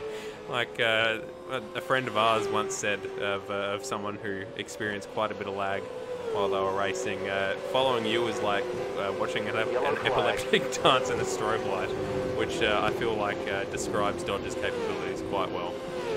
Bryce Washington, incidentally, has the GT fastest lap around Symmons Plains Raceway in a Lamborghini Gallardo of a 52.52 set in September 2007. And the main reason I brought that up is because, what a name, Bryce Washington. So what sort of name where you introduce yourself last name first, isn't it? Washington, Bryce Washington. He sounds like the sort of person that would have discovered some, state in America. Well, probably wouldn't have been a state when he discovered it, but that would have discovered something in America. It's just the sort of you imagine there being a statue to Bryce Washington in some town square in some small American city, saying founded by Bryce Washington. And before you all get excited, these video footage you are seeing of cars circulating, I can guarantee that isn't currently happening. That is just pre-roll, recorded before the fact. The server we are still waiting on the server to reappear and make itself known once again. Thank goodness for pre-roll. Jake Burton tells us Bryce worked for Harrop, used to drive for TTR. Now, that's amazing. You could well be trolling us and we wouldn't have any idea, but nonetheless, that's very good. What next? We haven't seen the server re-emerge just yet, have we? No, we haven't seen it yet. We are now seeing some dissenting opinions on Jake Burton's comment. I did preface it with you may well be trolling us. No. It appears that Arsene Zealot is of the trolling opinion, as he has said, Bryce never drove for TTR, you absolute F peanut. So some strong words there being exchanged. A lot of people saying go Lee. Not sure who Lee is or why we're cheering for him, but yeah, go Lee. Good. Jones commenting. Why aren't you racing tonight? Yeah, get in here, Emery. We need. I bet you're very jealous of not being able to race amongst this lag-filled, and probably get rear-ended by Dodger. We didn't have any lag in Adelaide, so perhaps that was why. Possibly, yeah. You're the good luck charm that stops it from lagging. So get back here quick, smart, because between the lag and Dodger, I'm questioning my life choices at the moment. Dodger. Dylan asking if Dodger's out of the medical centre yet. Honestly, I'm not sure if he was actually in the car, if he was driving it by remote. So I'll have to follow that up on there for you, Dylan. For you there, Dylan. Is he in the hospital centre by remote? Oh, there's a crash in our pre-roll. I hadn't noticed that just yet. There you go. Dodger should be named Dodge him. I was trying to think of something like that, but there's... Yeah. You did sort of, you mongreled one out where you're like, Dodger, he's not very good at doing what his name says. Stairs, I got a personal question. Did you just fart? No, actually I didn't. I've been very much holding them in. Okay. My nose is telling me different. I wouldn't lie to you. Well, I mean, you would because you just did when you said that. No, I didn't. I think racing with a keyboard would still be better for Dodger. Possibly, that could be a possibility. Driving with a keyboard is incredibly difficult. Much like driving with a controller, you just don't have the feel for it. Although a controller is infinitely better than a keyboard, wheel is obviously infinitely better than a controller. But we're still waiting here. It looks like the server might be back up again, so we might have some luck. Might be able to get you some live footage. And probably live crashes rather than pre-roll crashes. So we're just getting back into the server as we speak. We aren't following Dodger at the moment, Joel, because we weren't actually in the server. So, and the Dodger who would have been in the pre-roll would be AI controlled and thus wouldn't be as entertaining as he has been, being controlled by the actual Dodger himself. The word Dodger, for what it's worth, is going to lose all meaning for me after tonight because I've said it so many bloody times. We are just about in the server, so hopefully we're going to have some live images for you here in just a moment. Exactly right. So let's see if we can get some pictures up for you. And there we go. So that is live images of the server from Symmons Plains. Of course, it was stable for the longest period of time until about 10 minutes ago when all of a sudden the lag struck in the middle of the sprint race. We haven't even got to a pit stop race yet. That's really what I'm looking forward to. If we can resolve our issues tonight, I wonder if we just need to cull the entry list down by a couple, you know, get rid of some drivers.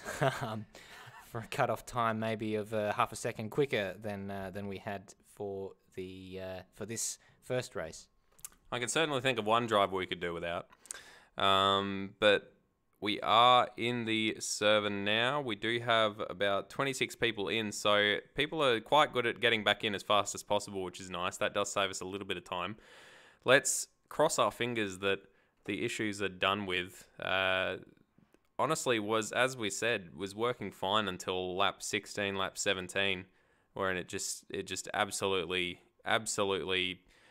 you know, did a number on itself. So let's hope that this time it manages to extend itself out. Although this is a longer, this is a longer race, the second one. So it's going to have to survive for a little bit longer than it did during the sprint race. While she's suggesting that we go on Discord and get Dodger to walk us through a lap of the track. I feel like we don't have time to broadcast that. That would take quite a long time. I think an actual walkthrough of the track might be a little bit quicker. We're getting calls again for Dodger onboards at the start of the race. I might possibly do that on my off screen, and then I can just fill you in on the chaos that I can only assume is going to ensue once the lights do drop. But we will try to refrain from dedicating so much of the broadcast to Dodger during the race itself. I feel like he's got enough bashing already, as it stands. Incidentally, I've gone down a bit of a Wikipedia rabbit hole, and I'm reading about Jack Dawkins, also known as the Artful Dodger, Charles Dickens' character from the novel Oliver Twist. But that's a little bit by the by. Not a lot of action on the track at the moment. Looks like everyone's just quietly, patiently waiting for the second qualifying session. As I understand it, the race will be called from the 16th lap of race 1. And I believe that's enough of the race to call full points. Yeah, it's over half. It's about 65%. I'm just pulling that number out of nowhere, but it sounds right to me. Got a couple of people heading out onto the track to do some practice laps. Nobody who really needs it. I wasn't going to say it. We've got a few people in there barracking for Turmo. Anya Turmo is not in the... Yes, he is back in the server. Just saying if we're missing anyone who was... Corey Preston just jumped back in, so good to see him back. And we've got Kurt Stenberg in there. We have most of the regular suspects.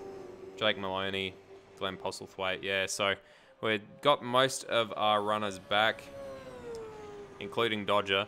So gonna have to just hold on to our horses here as they you know, buck and neigh and paw the ground or hoof the ground, whatever it's called when they, you know, yeah, exactly. You can't see it, but Stairs is miming what I'm just towing the ground. Yeah. Towing the ground as we're gonna have to hold on to him. Go whoa as we wait here for the practice session to run downstairs. Doing his best impression of a Who from Whoville. Just then was holding his nose up at quite an angle. We need to have a commentary box live stream. Of just, I feel like having picture in picture would be something that wouldn't be necessary. We're getting some very good. Well, I don't know about good, but we're zooming in on Dodger as we would on a pretty lady that lives next door to us from very far away with a very long lens.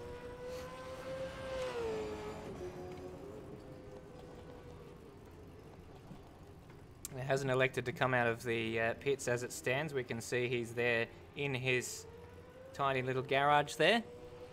Yeah, so he has not been booted, as Dylan has asked. Maybe do a podcast during the week. We considered that at one stage. Did a couple of episodes. We had a segment called Air Crash of the Week, which yes, our short-lived podcast. Our short-lived podcast, somewhere on SoundCloud, I think, but I'm not going to give you the title. If you want more action from Stairs and Madbird, do of course check out Apex Rear Wing on YouTube and on Facebook. We do other commentaries. Most of them a tiny bit more professional than this, but also very not. Oh, Arsene Zealot just disabling both of us with laughter there with his comment. Look at that weapon preparing for his upcoming triumph. It is quite an imposing car to look at it, but then you just see it out on track and good lord. Just want to bring your attention to one thing in particular that may well explain a lot of things. He does. His sponsor is apt. I feel is all that needs to be said. Joel Smith saying, I feel fine with spending an hour watching this tonight thanks to Dodger. Well, you know, and I can only assume that the second reason why you're fine spending an hour watching this is because of mine Stairs' fantastic commentary styling. So I do appreciate that, Joel. I'm going to assume that. You don't have to give us that compliment. I'm going to assume that compliment was forthcoming. So I appreciate it, bro. Seems drunk. Might delete later, says Isaac. Yeah, not sure who would be the one deleting, whether it would be Dodger or if it would be us. But either way, I doubt that's going to happen. Dodger is actually in Discord, in with Stenny and Acclaim Bite. So I can only imagine what they're talking about. Interestingly, Acclaim Bite is the stablemate of Dodger, who's got significantly less airtime than Dodger right now. So Ford Racing probably going to be a little bit annoyed with him in terms of sponsors not getting airtime, because his teammate's got all of the airtime. I was going to say, Acclaim Bite unfortunately not getting any airtime by virtue of the fact that he appears to be competent, which is something that some people are less of. We are into qualifying though, second qualifying session. This has gone quite quick. Oh, that was close. Everyone is diving out into spots that there isn't really enough room for cars in. We've got another track star heading us out for qualifying. I don't think it's Scott Nolan this time around though. Looks like it is Scott Nolan again. Yeah, it's there's actually line astern the two Synergy Sim Racing cars there with Scott Nolan ahead of Tom Parks. Oh, it's Dodger. Dodger in the background has wormed his way into a space he had no real business being in. And honestly, can anyone say we're surprised? Unfortunately, we can't give you any of the Discord or server details, Dylan. It is all private. However, if you do want to sign up, do look us up, Automobilista Supercars Championship on Facebook, and excuse me, there are openings every now and then. If people do drop out for any reason, whatsoever. Two Synergy Sim racing cars going side by side out of the hairpin as Sam Blacklock has got the track position at the floor and then slows down. This is a very, very frantic lap on the qualifying session. This is just the out lap, my friends. Good Lord. Yeah, everyone is a little bit all over the place, which Jake Moloney has wisely is still in the pits, just biding his time, waiting for the, let's call it a cluster show to finish off. Dodger getting flashed by someone behind him who presumably doesn't want to be stuck behind Dodger throughout an entire hot lap, which honestly, who can blame them? So currently, the runner first on track is Scott Nolan once again.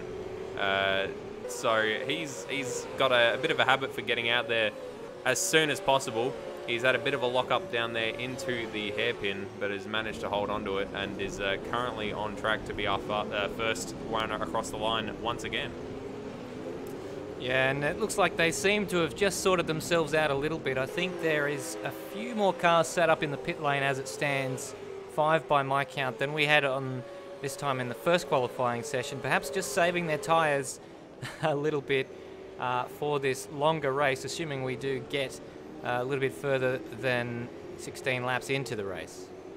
Yeah, hopefully Scott Nolan sets the first time and is immediately demoted down to 3rd, 4th, and probably further down again. Thomas McMillan, Sam Blacklock and Glenn Postlethwaite currently top 3. Dan Ackland jumping up into 2nd place, and Scott Nolan now down into 5th. With Steve Birchall having a moment, but it looks, he's lost his, and he's caught someone else, or someone else has caught him, more accurately, as he looks like he's just lit it up here on the grass, straight into the wall.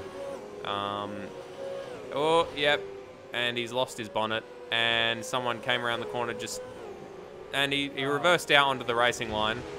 I'm amazed that black and gold car managed to squeeze through. Not sure who that was, but excellent work, that man. But it looks as if... Oh my God. Nearly took out Dodger. Which, honestly, probably wouldn't be the worst thing. Well, that would have actually been an accident that wasn't Dodger's fault. Steve Bircher was perhaps a little bit dangerous in his... Well, let's not beat around the bush. That was a dangerous attempt to rejoin. Probably should have just taken the penalty for towing back to the garage at that point. Yeah, you never want to reverse out onto the racing line. He's had another moment there, just gone straight on. But especially around a track like this, where you're really not going to have any gaps to pull back out into. There's going to be cars pretty much the entire way around the track for the entire qualifying session. Corey Preston currently showing his pace up in 1st place. Oh, Scotty. Scotty Nolan goes 2nd, only a 10th down. We've got some lag occurring. Hopefully pass it quickly. It looks like it's gone. Let's cross our fingers. Good Lord, please. Yeah, this is not a good sign to see the lag showing up this early on in the qualifying session.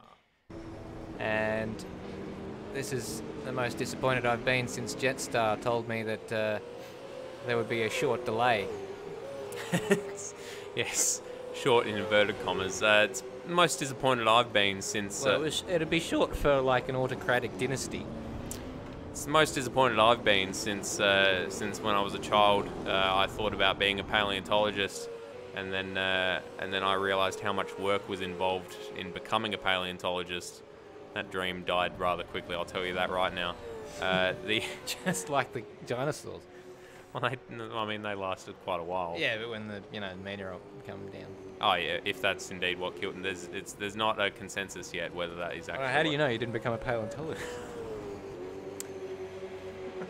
Opening that wound. So it seems to have. I'm not going to use the L word, but the issues seem to have subsided. So let's touch all of the wood we have, both crotch and head, and hope that continues. Knock your head. You knock on your head. Is that what? I just thought. Never mind. Jake Moloney load the truck up. Yes, indeed. Glenn Postlethwaite currently in 4th place. Sean Allen up into 3rd place, so very good time from him. Excellent work. Currently only people not to have set a lap, Colin Warwick, Jake Moloney and Kurt Stenberg are three of the faster ones from the first race. I imagine they're all waiting for the track to calm down a little bit before they get out there, which honestly probably isn't a terrible idea. Corey Preston's on another quick lap. He's done a... well, never mind. He's slowed down. He was on a very quick first sector, but I don't know if he made a mistake in the middle sector somewhere, but he's slowed down to let someone else through. So he's confident that he can go again. He's served his penalty, his grid penalty from Adelaide. Probably good to get that out of the way, considering all the action we've had tonight. You got a pen or something I could borrow, Stairs? I'm just having a thought. I'm just going to keep a running tally of the amount of people that our D-man makes contact with during the race. I'm going to be interested to see the results. Corey Preston's still on fastest, so very good work him. Scott Nolan and Sean Allen still 2nd and 3rd, but of course we do still have Colin Warwick, Jake Moloney and Kurt Stenberg to set laps. 8 minutes left in the session. I was trying to see a replay of what happened to Corey Ott, but he's missing a bonnet and at least one of his front wheels, so that's a bit bizarre. Sat up in the garage waiting for that to be repaired by the looks of it. So we may well not get to the bottom of that. Todd Parks sat there in 15th place. Stephen Birchall in 17th, recovering from what was a bit of an inauspicious start to the qualifying session and doesn't improve on that lap.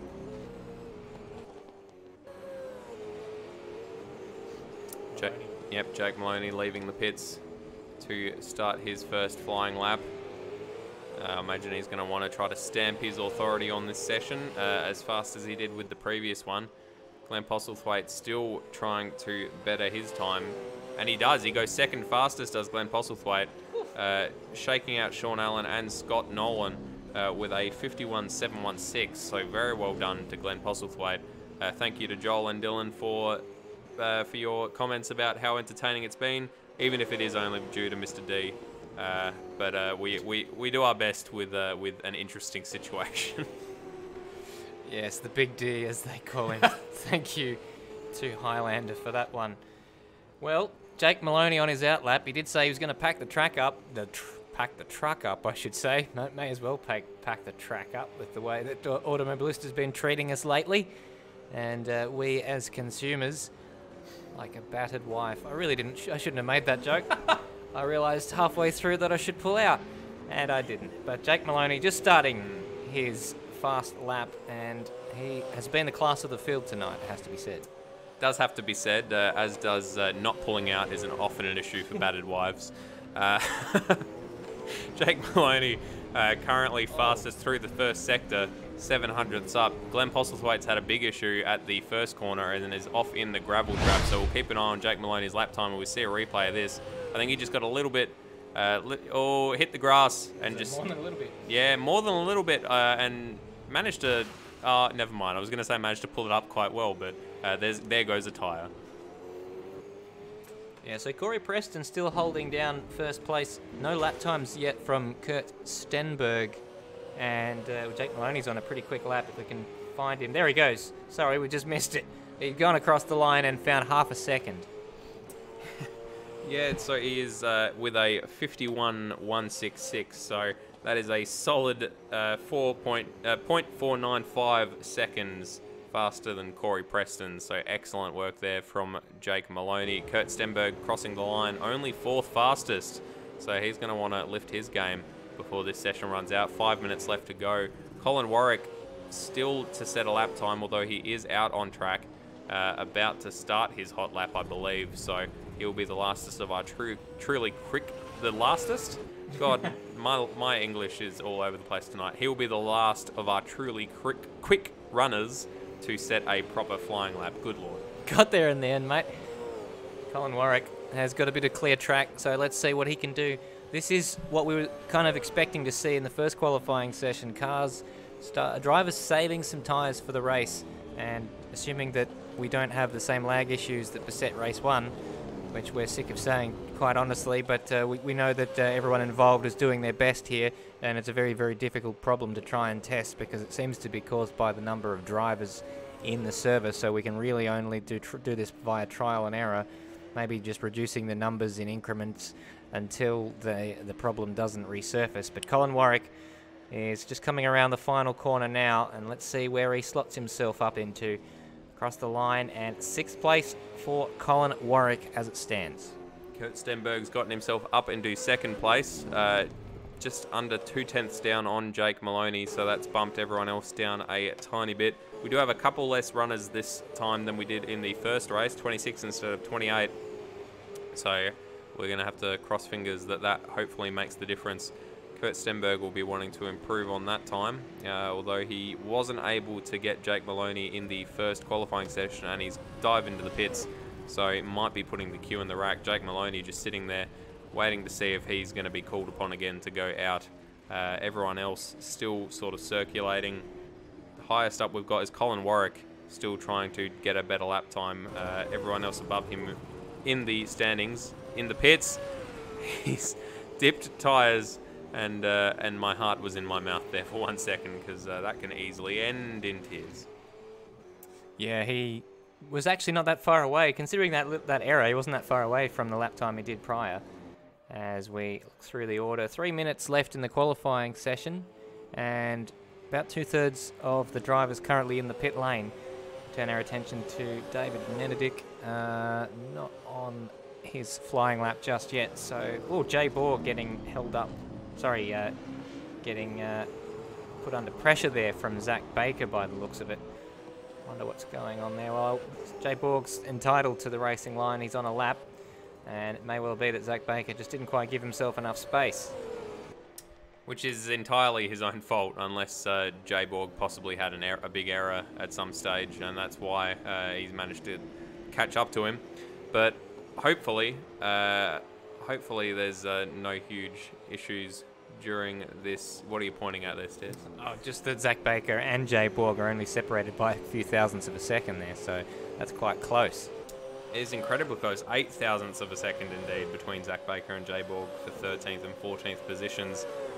Everyone has now set a hot lap. Kurt Stenberg is back out on track, going to try to get that couple of tenths he needs to get that first position off Jake Moloney. Still waiting to see if Dodger will manage to clinch pole, as a few people suggested in the live chat. Yeah, I wouldn't put too much money on it. Will Devonish has just jumped up into 13th place, ahead of Jay Borg and Zach Baker. Adam Zeitinger sitting down there in 16th place, not on a lap. Corey Ott nor him. Todd Parks has just come in from a run. RSM Latino in 20th. Steve Birchall down there in 21st place, and Sam Blacklock. We're just seeing in chat suggesting that Dodger held him up. Dodger blaming the lag, apparently. A reminder to our drivers that then you are not allowed to use chat during the qualifying session. That may well be a penalty sent to the back of the grid, and Madbird too, you may well get sent to the back of the grid as commentator. Absolutely. Well, I mean, that would be ideal for me, because then I could keep an eye on the man everyone's interested in seeing. Got a couple of people in live chat commenting about Termo's Castrol livery. It is very nice, very well done, Isaac Edwards, if you were indeed the fella that did make that. A lot goes into those liveries, as I'm sure Stairs knows, and he's trying to find a camera angle that shows it off to its full beauty. Can't do it. Here's the safety car. The safety car with a much less interesting livery, must be said. But yeah, very well done with that livery there, Isaac, if that was indeed you. Some very good looking cars, including this one. Will Devonish's JP's tool shed. Is that what it says? JP's Sim Shed. Quite a nice livery. Reminds me of Iron Man, which I think I've said before, just that red and gold. Yeah, he's teamed up with Rob Crisdale, who I can't see him in the server at the moment. So he was a driver who started way back in race 1. Didn't really catch up with where he was up to, but had a decent first round of the championship. They both had top 10s and was pretty decent. Basically, they've been fairly decently placed in the team's championship as a result of that, but didn't quite go their way in Melbourne last round. For sure, and we do have our session has concluded. So anyone that isn't currently out on a hot lap is not going to have a chance to set one. Jake Moloney is out on one, although all over the grass, so I imagine he's going to be abandoning that lap, and it looks as if he has. Who else have we got out there? Glenn Postlethwaite still on a fast one. Although, as we cut to him, it looks as if that fast one has become not a fast one. And indeed, he's already 55 seconds through his lap and on the back straight, so possibly going to be giving up the ghost on that one. Doesn't appear that anyone else is out. David Nenedick, but he's a minute and a half into his lap, so not going to be troubling anyone on the grid. And it looks as if that's it. So we'll be going into warm-up soon, and then race 2, and hopefully no issues, Stairs. Not holding my breath, but we know everyone's doing their best. I think, well, we're down to 26 drivers. We can only hope that that does make a difference if it is indeed caused by the number of competitors in the entries. So, and we did see that it seemed to become a bit more stable in race 2 last round in Melbourne after we had a few DNFs after they got kicked. So we can only hope that something like that is the case tonight. Absolutely. I think we're going to need a quick pit stop because my bladder is rather full. Yes, there are more professional ways of saying that. We're going to get your predictions in a short moment, and after you've finished thinking about your predictions, we'll be right back. Don't go anywhere.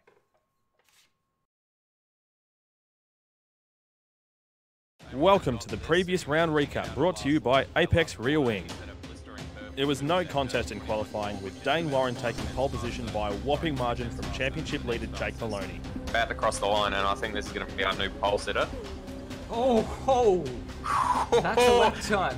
The action got going early, with Dodger losing control of the car on the warm-up lap and picking up a significant amount of damage. Looks like he's been sampling product made by his main sponsor there. Moloney got off the line brilliantly at the start, sporting the orange number 29 as championship leader, and took the lead at turn 1. Unfortunately, server issues caused massive lag throughout the race, creating problems for many. The battle for the lead remained relatively unaffected, turning into a two-horse race yet again between Jake Moloney and Dane Warren. Unfortunately for Dane though, it all came undone with a crash at turn 13, followed by a drive-through penalty late in the race. Moloney took his second victory of the season, First back-to-back winner in this championship. with debutant Glenn Postlethwaite nabbing second and Dan Ackland rounding out a double podium for Synergy Sim Racing. After a lengthy delay to try and solve the server issues that plagued race 1, qualifying unfolded in much the same way as race 1, with another brilliant pole lap from Dane Warren. It was another eventful warm-up lap for race 2, with another driver coming undone in an attempt to get his tyres up to temperature. Crap, what are you doing to me? When the race got underway, it looked as though the lag had subsided and a fierce battle for the lead began to unfold. And he drives him to the pit wall. Oh, that's very aggressive. Thomas McMillan and Dane Warren were involved in a downright violent exchange of paint, which ended in tears for McMillan as the lag sadly returned. Right now, we lost Thomas McMillan. Thomas McMillan spins to the inside. Dane Warren, meanwhile, was able to show his pace, break the curse, and win the race comfortably from Synergy Sim Racing's Glenn Postlethwaite, who claimed his second podium of the night. It was disaster, however, for the championship leader, retiring from 4th place unexpectedly due to the lag. A little bit of extra. What? Maloney's gone. Maloney's gone, spearing off at the exit of turn 6. This sees Kurt Stenberg vault himself up into the lead of the championship with a 3rd place finish in race 2 to back up his 4th place finish in race 1. Hello everybody, and thank you for joining us. Wherever you're watching, Around the country, or indeed the world. we're here in Kota, Monaco, Sydney, Imola, Shanghai, Albert Park, Austria, Suzuka. Down the inside of Public, and there's contact. Spun out already. They've had the double stack. Tyres that you could dig them up and look at them on the fossil records. it's Usain Bolt of hairpins. He's missing a rear tyre.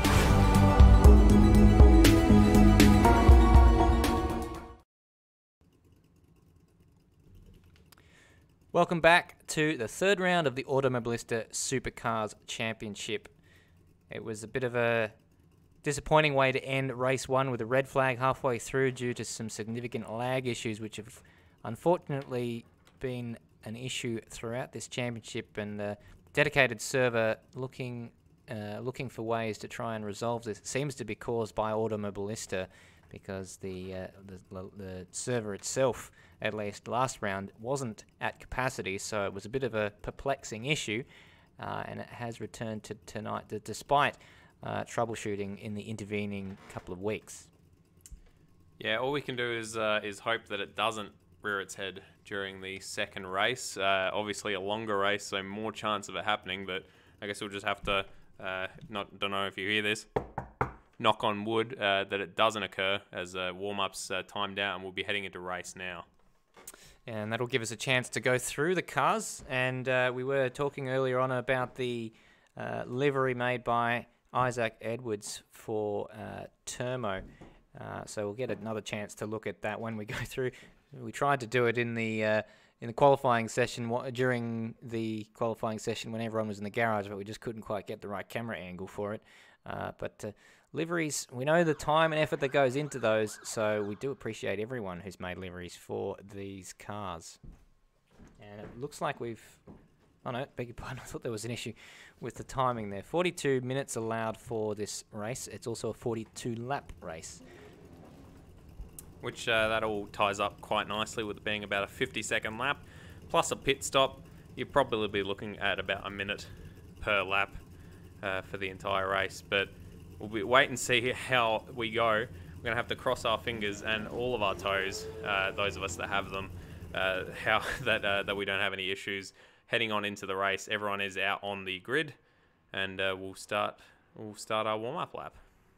Not too far away. Those of you who would have just seen the graphic on the screen showing a very large pit window for this race. Between lap 11 and lap 30, we're expecting cars in, and that is because fuel is set to ×2, and this is a little bit shorter than the Melbourne race, with basically allowing for a 31-lap stint, and of course there is a warm-up lap, so that will be an interesting element. Madbird, you might have to rush. Here's the grid. Absolutely. Jake Moloney in first place, dominant qualifying again. Kurt Stenberg second. I just wasn't able to match Jake Moloney, but hopefully we'll be able to take it to him in the race as he is on the warm-up lap here. Zach Baker with third place so far in qualifying, so very well done for him. Corey Preston fourth. Jay Morgan fifth, so some names we weren't expecting to see up this far. Glenn Postlethwaite starting from sixth when he was as high as second at one stage. Colin Warwick in seventh. He would not expect to be that far down. Scott Nolan in 8th, Sean Allen in 9th, and Dan Ackland in 10th. So some unusual suspects in the top 10. So it looks like Sam Blacklock has not gotten out to the grid on time, so he's going to have to start from the pit lane, which will be about a sector behind everyone else, I believe. So that is a damn shame for him. Thomas McMillan and Brody Steen, the two Race on Oz. Wait, no, they're not the same car. No, very similar looking cars in 12th and 13th place. David Nenedick in the other Zach Baker racing car coming from 14th. Will Devonish 15th. Adam Zeitinger in 16th. Steve Bushell Birchall after we saw his moments in qualifying 17th. Corey Ott 18th. Todd Parks 19th. Tomo 20th. RSM Latino 21st. Tony in 22nd. Cam Rutledge 23rd. Stenny 24th. Acclaim Bite 25th. And the man everyone wants to know about, the man's man, the people's champion, Dodger, starting from 26th place on the grid. Yes, so we must have blown past Tomo fairly quickly. You might have seen him for a split second as we got through. The leaders have actually made their way through onto the grid, but the back of the grid still just gridding up as it stands.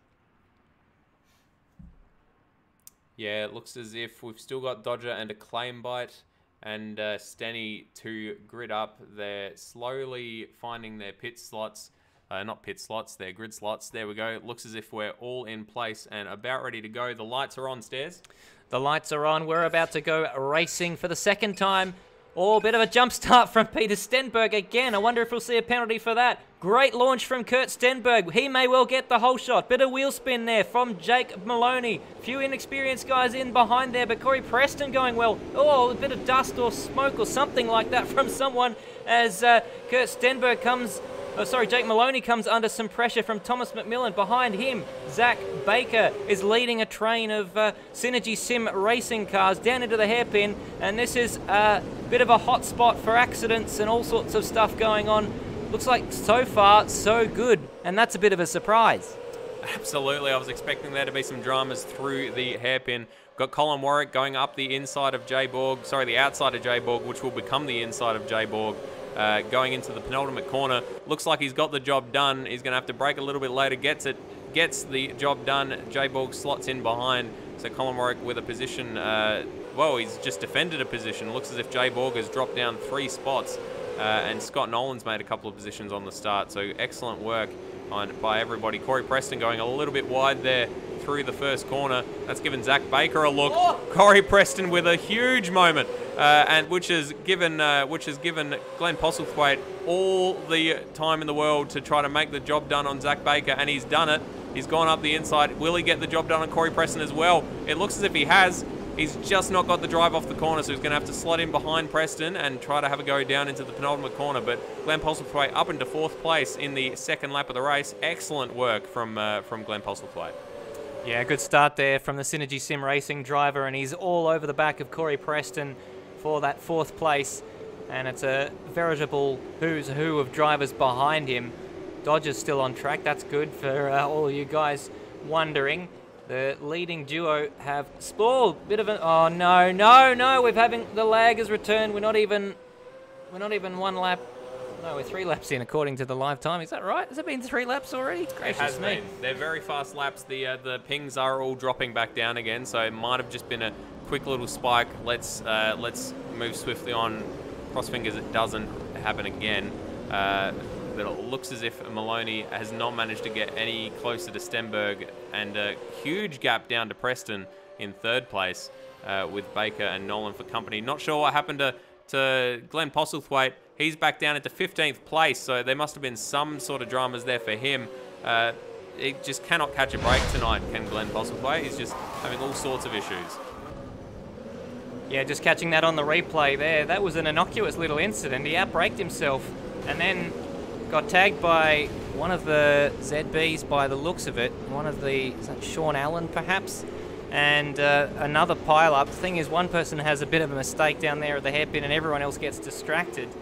And that was just a small little mistake that was very, very costly. Looks as if it was Colin Warwick, who's now down in 25th place, so lost out even more than Glenn Postlethwaite did Colin Warwick. Now having to chase after Tony for 24th place. Does have damage by the looks of it. Dodger's still on track in 26th. So no damage. So yeah, no damage so far for Dodger. So I think he's I haven't actually noticed. Ooh. Oh, I had my pen. Ooh. Oh, some close action here. Kurt Stenberg's managed to get the job done on Jake Moloney. No, that happened earlier on. My apologies. Got him off the start. Oh, but he's about to have the job done back on him as they go side by side through turn 3. All the way down to the hairpin, a little bit of door-to-door action. Jake Moloney gets up the inside. Kurt Stenberg's going to try and drive around the high line, but I think Jake Moloney's going to be able to block the line. And a great move for the lead. Jake Moloney gets back in front of Kurt Stenberg. Absolutely fantastic door-to-door racing there from the two of them. But Stenny's obviously not letting it go. He's right up the chuff of Jake Moloney. With the slipstream down the back straight. He's going to set up for a go into the next lap. I would imagine that was a late break. He just managed to hold on to that all over the curb. But excellent work there from Jake Moloney getting that job done. Further down through the field, we've still got Corey Preston, a distant 3rd place. I say distant, it's 2.5 seconds, but around a 50-second lap. 2.5 seconds is quite a bit. Got Zach Baker right behind him. And he's been pressuring him for the entire race. Scott Nolan in 5th place, Thomas McMillan in 6th, Jay Borg in 7th, and David Nanadick, Dan Ackland, and Brody Steen rounding out our top 10. And the lag is reappearing, but then the ping's dropping back down again. So let's just hope that if it does occur, it's just going to be these little spikes that go away as quickly as they arrive. Well, we can only hope. The only the unfortunate thing from our point of view is that seems to have happened earlier than it happened in race 1. Here's Glenn Postlethwaite has hit the wall another time, and Peter Stenberg stationary by the side of the track. We're not exactly sure why that is. Was it Glenn Postlethwaite or was it one of the other Synergy Sim Racing? No, he's gone deep again. That's almost a replay of what happened to him earlier in the race. He's obviously carrying some damage from that. I think that car's going to be a bit of a handful right now. He's managed to somehow gain a position though, despite that pair of crashes. He's up into 14th from where he was in 15th. which obviously still will not be where he wants to be. Further up through the field, we still have, looks as if we've got Kurt Stenberg and Jake Moloney lapping Dodger, who's managed to keep out of trouble. I was keeping a weather eye on him through the opening because I was expecting there to be some drama, but he actually managed to, he put his foot into it a little bit after the lights went green, so I think he's making a conscious effort to avoid drama this race around, which I'm sure we all appreciate to differing levels. Peter Stenberg has managed to rejoin the track. Not sure if he just pulled over there for a pit stop, a driver pit stop perhaps. Looks like he maybe did actually stop there for a bit of a toilet break. He's chosen the worst spot to rejoin, unfortunately. There was a bit of a permanent yellow going on at, was it about turn 7? Sorry, turn 6, turn 7, where he was pulled off to the inside stationary for about 2 or 3 minutes, and there's a yellow flag there as he goes off the track to let Sam blow. Oh, goodness gracious me, he spun it on the rejoin to the track there. He was letting Sam Blacklock through. I mean, that's nice of him, but yeah, as you did call, he has stopped here. Looks like he's now waiting for a good moment to rejoin the track, or has just left again. Not sure what's happening there, but we do have Jake Moloney still in the lead, has extended his advantage over Kurt Stenberg. It's now about a 1.5 seconds between the two of them, and then another 1.5 seconds down to Corey Preston. So everything's sort of stretching out a bit at the front. Zach Baker now second behind Corey Preston. So the battles have sort of shaken themselves out, and we have 33 further laps. Try saying that 5 times fast to see what's going to happen with the rest of this race. Glenn Postlethwaite managing to get himself up into 13th place, so slowly making inroads on his self-imposed penalties. Scott Nolan chipping away at it in 6th place. He was one of the beneficiaries, unfortunately, for Synergy Sim Racing of his teammate Glenn Postlethwaite's error down at the hairpin. But it seems like if you're Synergy Sim Racing, you've always got a driver up there, whether it's Postlethwaite or Scott Nolan. There's all sorts of action going on around the track at the moment. And Scott Nolan is running well at the moment in 6th place. Peter Stenberg is still stationary on the inside of turn 3. Yes, and not sure what's going on there. If he's, as I thought there was about to be an accident, but Well, there is an accident. never mind. Was just lag. Oh, is there indeed an accident? What are we looking at? We got replay here of someone having a bit of a hairy moment. No, it's just lag. Just lag. Just lag. It's never mind. It is just lag. We do have Will Devonish catching up on Adam Zeitinger about the closest battle on track at the moment. Separated as they are by about 4 or 5 tenths. Sorry, that's just dropped down to 3 tenths. So they're about the closest. Oh my goodness. I do hope that wasn't Peter Stenberg causing an accident there with Colin Warwick at the hairpin. I hesitate to say it probably was, because yeah, it looks as if he's driving along the side of the track, and then not sure if there was actually contact there, if that was just lag, but regardless, it didn't look fantastic, did it, Stairs? Yeah, Colin Warwick's on a bit of a warpath here, trying to recover after he was running quite well early on and dropped down, I think, as low as about 25th at one stage, down 15 spots from where he started. Now up to 22nd, but he's going to have a bit of damage on that car. Next car up the road for him is Termo, and a shout out to Isaac Edwards. There is the Termo Castrol car, and good to see that one. Not too banged up, actually. Yeah, it's looking, it's probably one of the more pristine cars currently circulating. Not too many very close battles on track at the moment. Closest one's still probably this Will Devonish and Adam Zeitinger. Got Dodger saying "gugh" in the chat there, so not sure what that's to do with, but possibly just one of the noises that he makes while driving. Yes, he might have had a moment that he wasn't proud of. Will Devonish is running quite well in 12th place, actually 3 spots up from where he started. And this is a good news story here, actually, with Adam Zeitinger up 5 spots. As we see Brody Steen trying to put a move here on David Nenedick. This is another great battle going on for 10th place.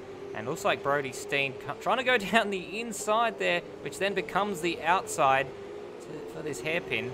So some good battles in the midfield developing at the moment. Meanwhile, out front, Jake Moloney out to about a 3-second advantage. In fact, Kurt Stenberg hasn't got it all his own way at the moment too. Corey Preston is pretty close behind him.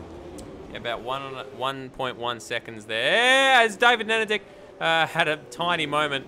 No contact by the looks of it, but my life flashed before my eyes, let alone Brody's, as I watched that happen. Corey Preston currently about 9/10 behind Kurt Stenberg, and that's about the closest we've got up towards the pointy end. Zach Baker behind him. Brody Steen's managed to get that job done on David Nenedick through the hairpin.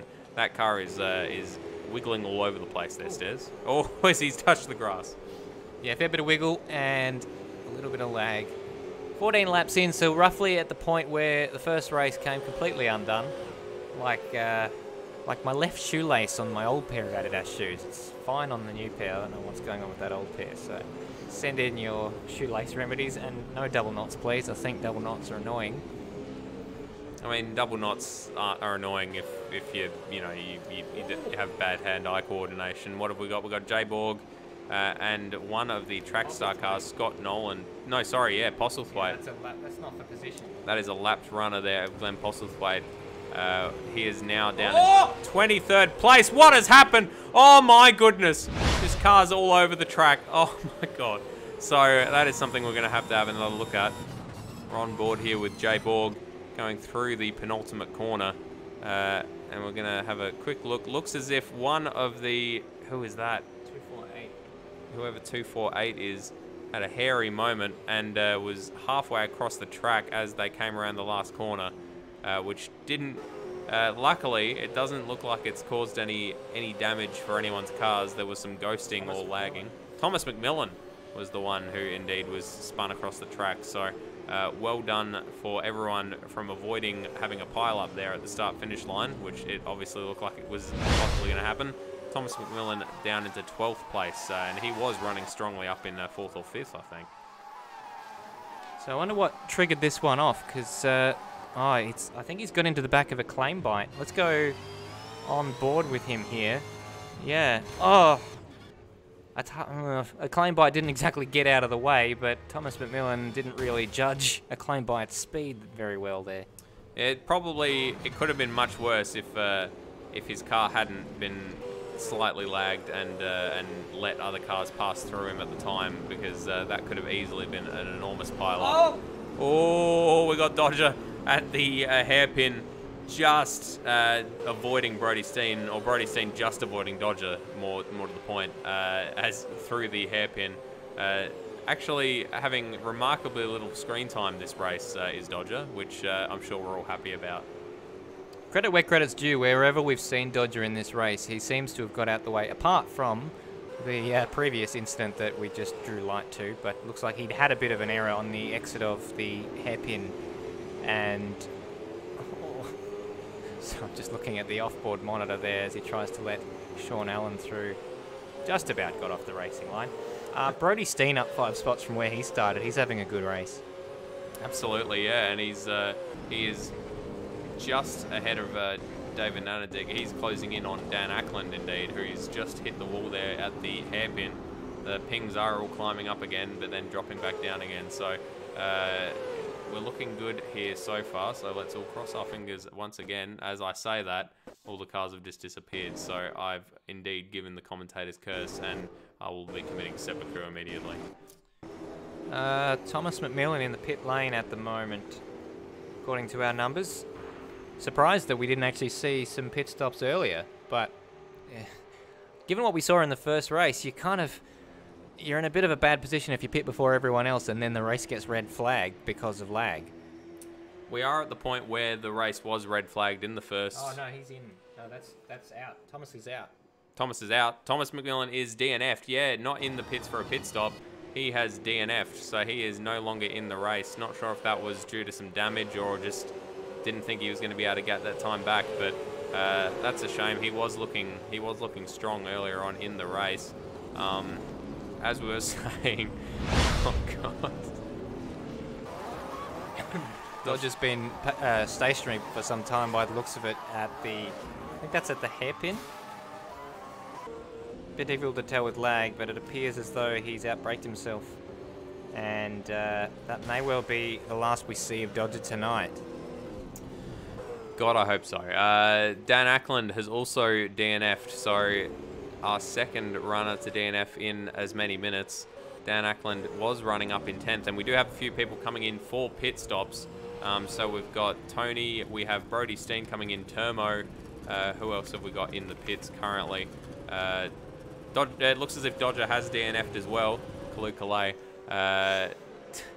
But Termo and Brody Steen, Tony currently leaving the pits.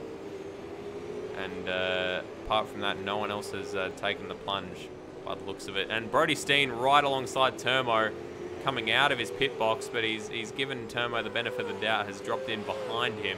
So that was incredibly close on his pit exit, but no contact. So very well done, everybody, in that case. Well, now 20 laps in, we would expect drivers to get about 11 more laps on a full tank if they started with a full tank of fuel. But I reckon we'll probably see people splitting this race more or less exactly in two. Tyre wear was fairly significant around this track. A lot of left-hand corners, as Jake Moloney is demonstrating lovelily, that's not a word, very well for us, and out to a lead of about 7.7 seconds. Kurt Stenberg behind Zach Baker. That's a development. Yeah, not sure when that happened. He's pit, that's why. Oh, that makes incredible amount of sense. Looks like Steve Birchall is pit as well. And we do have someone else in the pits. It is Corey Preston is in the pits. So Kurt Stenberg, Corey Preston, and Steve Birchall all pitting on lap 20. I think it was lap 20, possibly lap 21. But regardless, we have the pit stops are coming thick and fast. Probably a couple of laps earlier than I would have expected. Glenn Postlethwaite's managed to get himself back up into 13th. Was down as far as 23rd, so it's been a yo-yo for Glenn Postlethwaite. Unfortunately for him, Will Devenish and Adam Zeitinger appear to have been locked in this mortal combat battle for the better part of the race. Every time we seem to look at them, anyways, it appears to be kicking off. Sorry, Zach Baker's in the pits. Yep. And there's a bit of a gaggle here. I'm not sure if they're lapped runners. It possibly. Yeah. So Brody Steen just ahead of Will Devenish here is actually a lap down, effectively having had his pit stop. Looks as if Adam Zeitinger has dived into the pits. And that's actually a good job from him. I reckon he may well get an undercut there with Will Devenish. And someone has blown their engine. David Nenadick has blown his engine. He did that in the first race, didn't he? I think it was his teammate Zach Baker in the previous race who did it. So that is both of the Zach Baker racing cars that have had an engine failure on this race weekend. So that's not fantastic there for those guys. It's a damn shame. Must have just. It's easy to shift down too fast and just the engine can't handle it. Spent too much money on their livery. Absolutely. Yep. No expense spared. Adam Zeitinger comes back out into 11th place. As you said, it will be interesting to see if he does get the undercut. Sorry, Corey Ott's in the pits too, as David Nenadick retires from the race. So that's a few more spots for these guys.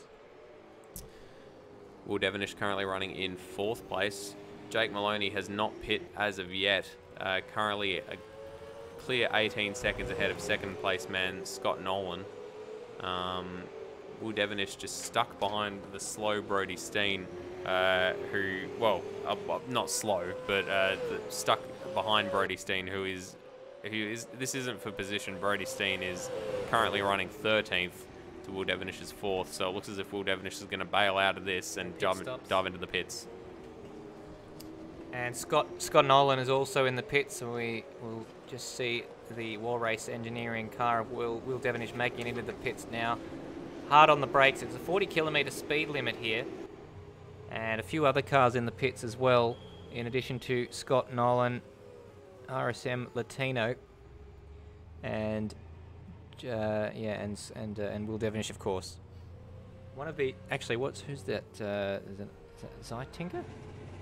No, it's one of the other Logitech or Astro. Oh, bit of a moment there for RSM Latino coming out of the pits. I didn't quite catch the number. 24215. That's Blacklock.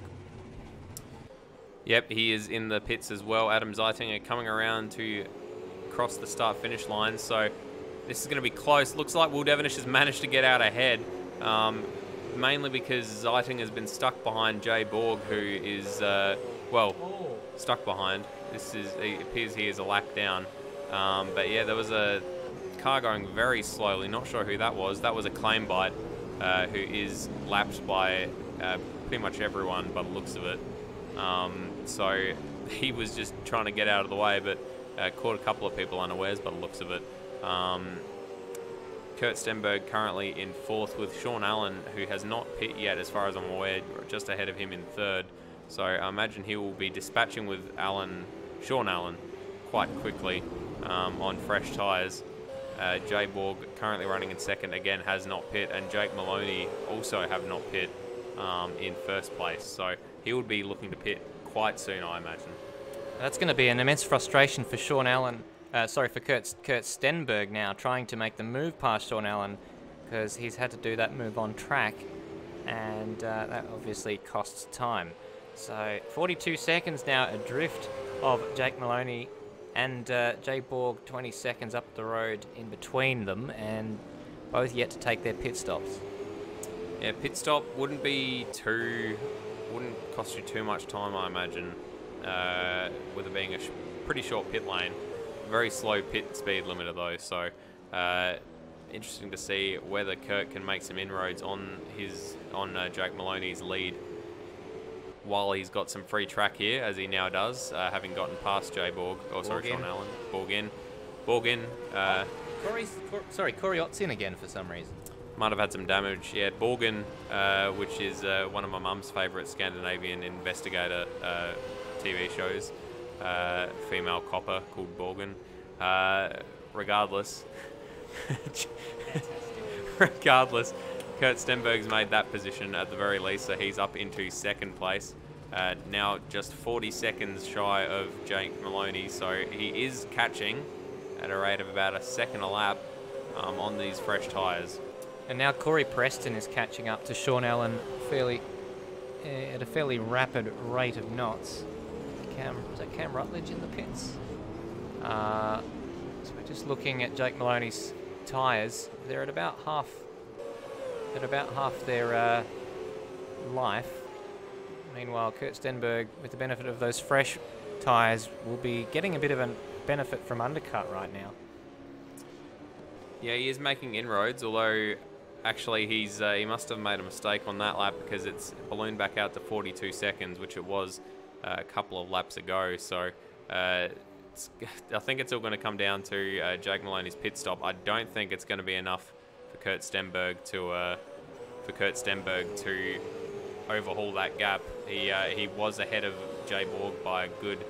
Well, where's Jay Borg come out? Because he was just ahead of him. There we go. Jay Borg's come out in seventh, about 15, 20 seconds perhaps behind Kurt Stenberg. So it is possible. It's going to be quite close if that is a standard pit stop. It's going to be quite close there for Jake Moloney coming out of the pits. Tony sensibly getting out of the way of Kurt Stenberg going into the penultimate corner. Jake Moloney still out on track. He's holding off on that pit stop for as long as he can. Well, he ran out of fuel fairly quickly. He's only got about 2 laps remaining.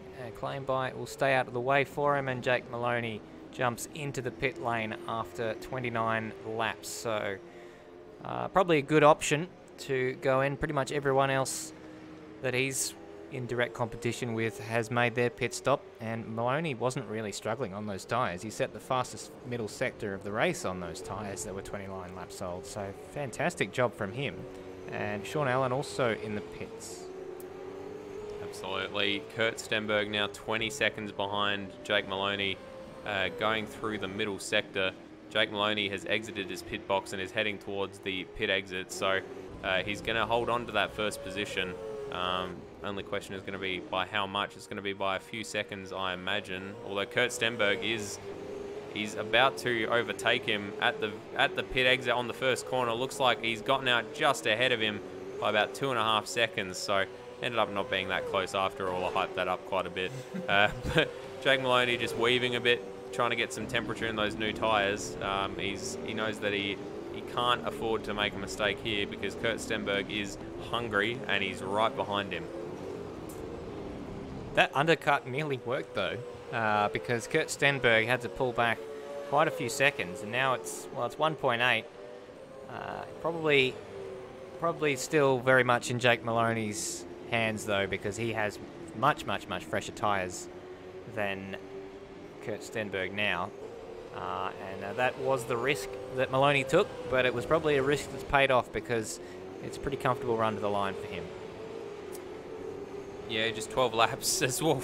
Kurt Stenberg had a hairy moment there lapping RSM Latino.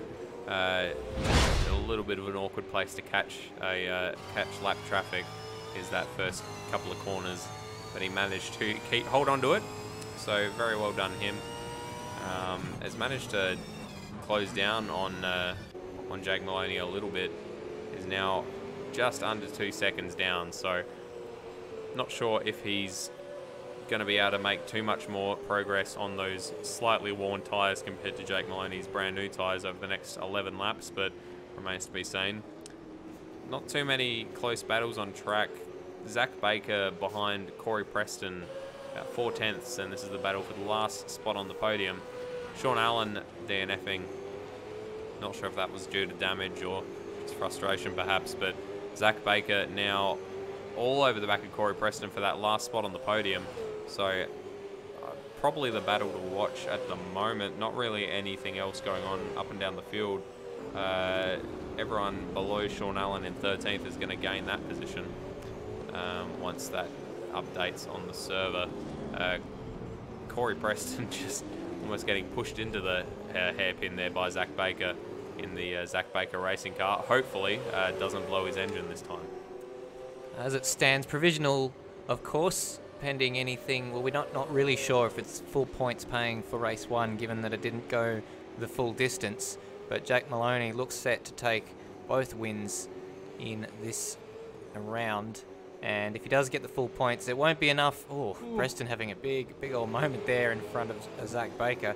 But if it does go full points, Jake Moloney takes maximum points out of this round. Still wouldn't be enough to overhaul championship leader Kurt Stenberg, who, as it stands, has a fairly decent lead. It would come down by around about 24 points. Yeah, just despite not having won a race yet, Stenny just always there or thereabouts, and getting those results, getting those high points results that he needs to. Corey just managing to hold off Zach Baker so far, although Zach going for the inside, just backs out of it probably wisely into the penultimate corner. Gonna try to set up and get it done on the next lap. This battle has been going for quite a while. Yeah, this is an absolute ding-dong battle there, and Zach Baker is driving extremely well today, based on what we've seen in the first round. He didn't really get any points. Did not start and did not finish. A few results in the teens last round, but here he is fighting for potential podium position. So he has gone up and up and up. It's been a meteoric rise for him. If he can keep this sort of pace, he may well find himself in a podium position, but not if Corey Preston has anything to say about it. Corey Preston is doing a fantastic job himself. Up one spot from where he started, and he will want to be denying Zach Baker this podium, but Zach Baker's been shaping up for a move. He's a little bit too far back. They've got a few lap cars up ahead. Actually, there's Kurt Stenberg up ahead. Termo, though, they will be coming up behind to lap very, very shortly indeed.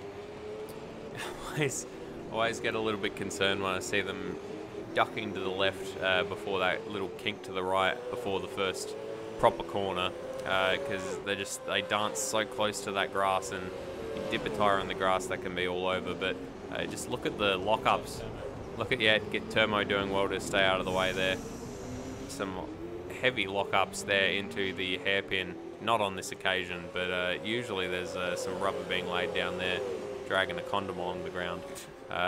These two have taken a fair old chunk out of Kurt Stenberg on the previous lap. A 53, not sure if that was just a rough lap from Kurt Stenberg, but again in the first sector of this lap, they've taken time out of Kurt Stenberg. So this two-car battle for second may well, this two-car battle for third may well become a three-car battle for second. Yeah, they are catching. You can see that Kurt, the gap now is visual to Kurt Stenberg. You can just see him there exiting the bottom of the frame, as it looks like they're lapping another runner, possibly a claim bite, who does not do them the favour of staying out of the way, although might be able to get out of the way here on the back straight. Corey Preston just managing to hold on to that as he overtakes. I think that is a claim bite there in the Ford, yep.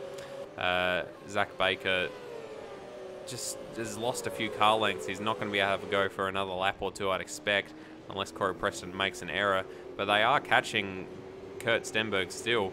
Those slightly worn tyres of Kurt's just not helping him out. 10 minutes remaining here in this race. Well, Zach Baker's got a bit of a run here on Corey Preston, but there was nowhere to get the job done. There's someone up ahead. It's Kurt Stenberg locking up. Stenberg has dropped like a stone from the back of Jake Moloney. When he came out of the pits, it was 2 seconds. The gap's out to 7.7 seconds. Here now, Zach Baker having a look down the inside at the hairy pin. Corey Preston has got nothing to give. And look at that, a change for the final position on the podium. That's just out and out pace. Zach Baker, great job. Corey Preston's going to fight back though, all the way down to turn 5. This long right-hander, and down the outside. Oh, he's going to try and drive it around the outside. Corey Preston, how brave are you? There's Zach Baker still with his nose up inside. They go side by side through the penultimate corner, through the final corner, and Preston's got the job done. He's repassed Zach Baker, who looked like he'd got the easiest pass at the hairpin, but Corey Preston was not going to die wondering. Oh, bit of a moment there. Zach Baker behind had a huge moment on the curb.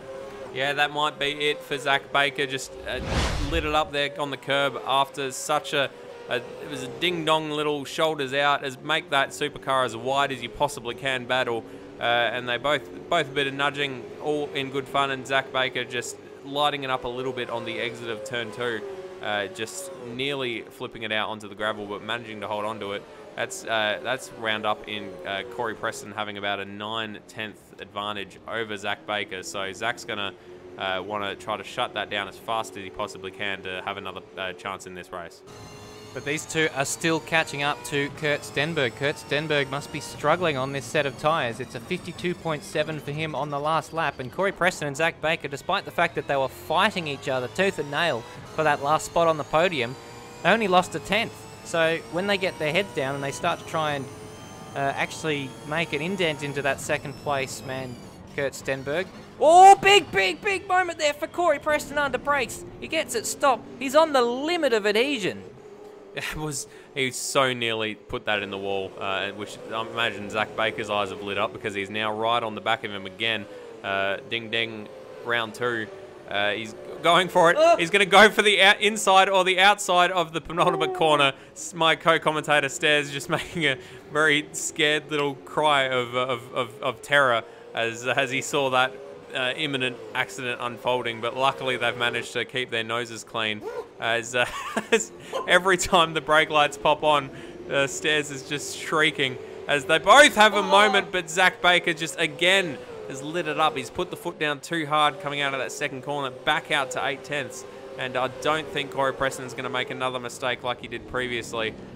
Give Zach Baker another look in. Zach has out-braked himself to the extreme. And he's not done himself any favours there. He is gaining very slowly, but only 2 laps to go. I don't think he's going to be able to have another chance. Well, Preston's got his... Preston was on the limit of adhesion too, so I'm just wondering what their tyre life is like. Kurt Stenberg is not getting away. This is him just a few 100 metres up the road, so the tyre life doesn't look too bad. Maybe they're just overheating. Actually, yeah, those right-hand side tyres are looking a lot worse than the left-hand side, which of course makes sense. So Corey Preston, that's the gap. Car up ahead there is Kurt Stenberg. 2 lap cars up ahead as well. Will they be a factor in these last couple of laps? Absolutely. Zach Baker again closing right up on Corey Preston at the hairpin. Now down to 0.4 of a second, and that's only going to go down as he gets a slipstream down this back straight. So gonna have to... I keep saying that he's not going to get another chance. He keeps proving me wrong. Looks like he might have another chance. It's going to be on the last lap if he does have one. He's closing right up in the penultimate corner. He's right up there. He's only 0.3 down now. And Stenberg only, what is he? Only a second ahead of Corey Preston. So if Kurt Stenberg has a moment on this lap, then that could easily be a change for 2 positions on the podium. Zach Baker keeps his foot in it, but wisely this time doesn't oversteer himself out of the second corner. Last lap heroics. He's going to have to have a go on Corey Preston into the hairpin. Doesn't get a chance to. Corey moved to block that, and now he's going to have a go down into the last corner, I would expect. That's going to be the only opportunity that they will have, the final lap and the final corner for Jake Moloney. 2 wins in 2 races. Fantastic round win for Jake Moloney. He's trying to retake the championship lead, but who is in front in the battle behind? It's Kurt Stenberg. He's going to finish second. Behind, it's Corey Preston. He has managed to stave off the attack from Zach Baker, and it's going to be a drag race to the line. He holds him out by 1/10 of a second. Corey Preston is your podium sitter. What a drive from Zach Baker, though. Even though he made a few little errors, it's been a meteoric rise from him in this championship, and 4th place is a great result. He'll be disappointed it wasn't a podium, but he certainly gave us a show. Absolutely, what a battle. That was all I could look at for the last few laps there of the race. Excellent driving there for both of them. 5th place, Scott Nolan comes through, and Jay Borg comes through to finish 6th. So excellent results for them. Scott Nolan up 3 positions from his starting spot. Will Devonish is going to come home in 7th. 8 spots gained during the race for Will Devonish. So very well done there for the War Race Engineering. Adam Zeitinger coming home in 8th. Glenn Postlethwaite with a recovery to 9th, so quite good considering he was down as low as 23rd at one stage. And Sam Blacklock managing to get up into 10th after having to start from the pit lane and a sector behind everyone else. So very well done there for Sam Blacklock to work his way back up into the top 10. Well, it was an attritional race, and I guess somewhat bizarrely, I guess it seems like that has made the server a little bit more stable. I guess it's a sort of a bit unfortunate that that's the case, but once the initial bits of lag went away in the early part of that race, we had really quite an excellent battle, and it was great to see some strategies playing out. No one could touch Jake Moloney, though. Once he came out of the pits, he still had that lead. He must have been monitoring that gap, and he knew what he needed, and he had fresh tyres to the end of the race, and it was a fantastic result for him. Absolutely, yeah, and just untouchable. Kurt Stenberg could not get close to him either on quali or the race. So dominant performance from Jake Moloney this week. Just a shame that some of the other runners, Emery, Dane Warren, Ethan Warren, weren't around to. I reckon that would have been an absolute ding dong battle. Good shot there of our 3 podium sitters in the pit lane. So very well done to them for remembering to do that. Kurt Stenberg giving us some nice doughies. Yeah, it was a great finish indeed. Well, that's pretty much all we have time for the racing. We'll have a quick break, and then hopefully on the other side of this we'll be able to chat to some of the drivers and get their perspective on what has been rather an interesting night. So don't go anywhere. We will be right back. Welcome to the previous round recap, brought to you by Apex Rear Wing. It was no contest in qualifying, with Dane Warren taking pole position by a whopping margin from championship leader Jake Moloney. About to cross the line, and I think this is going to be our new pole sitter. Oh, that's a lap time. The action got going early, with Dodger losing control of the car on the warm-up lap and picking up a significant amount of damage. Looks like he's been sampling the product made by his main sponsor there. Moloney got off the line brilliantly at the start, sporting the orange number 29 as championship leader, and took the lead at turn 1. Unfortunately, server issues caused massive lag throughout the race, creating problems for many. The battle for the lead remained relatively unaffected, turning into a two-horse race yet again between Jake Moloney and Dane Warren. Unfortunately for Dane though, it all came undone with a crash at turn 13, followed by a drive-through penalty late in the race. Moloney took his second victory of the season, First back-to-back winner in this championship. with debutant Glenn Postlethwaite nabbing second and Dan Ackland rounding out a double podium for Synergy Sim Racing.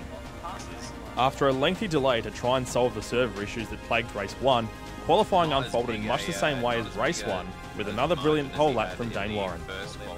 It was another eventful warm-up lap for race 2, with another driver coming undone in an attempt to get his tyres up to temperature. Brap, what are you doing to me? When the race got underway, it looked as though the lag had subsided and a fierce battle for the lead began to unfold. And he drives him to the pit wall. Oh, that's very aggressive. Thomas McMillan and Dane Warren were involved in a downright violent exchange of paint, which ended in tears for McMillan as the lag sadly returned. Right now, we lost Thomas McMillan. Thomas McMillan spins to the inside. Dane Warren, meanwhile, was able to show his pace, break the curse, and win the race comfortably from Synergy Sim Racing's Glenn Postlethwaite, who claimed his second podium of the night. It was disaster, however, for the championship leader, retiring from 4th place unexpectedly due to the lag. A little bit of extra. What? Maloney's gone. Maloney's gone, spearing off at the exit of turn 6. This sees Kurt Stenberg vault himself up into the lead of the championship with a 3rd place finish in race 2 to back up his 4th place finish in race 1. Hello, everybody, and thank you for joining us. Wherever you're watching, Around the country, or indeed the world. we're here in Kota, Monaco, Sydney, Imola, Shanghai, Albert Park, Austria, Suzuka. Down the inside of Pablo, and there's been contact. Spun out already. They've had the double stack. Tyres that you could dig them up and look at them on the fossil records. there's Usain Bolt of hairpins. He's missing a rear tyre.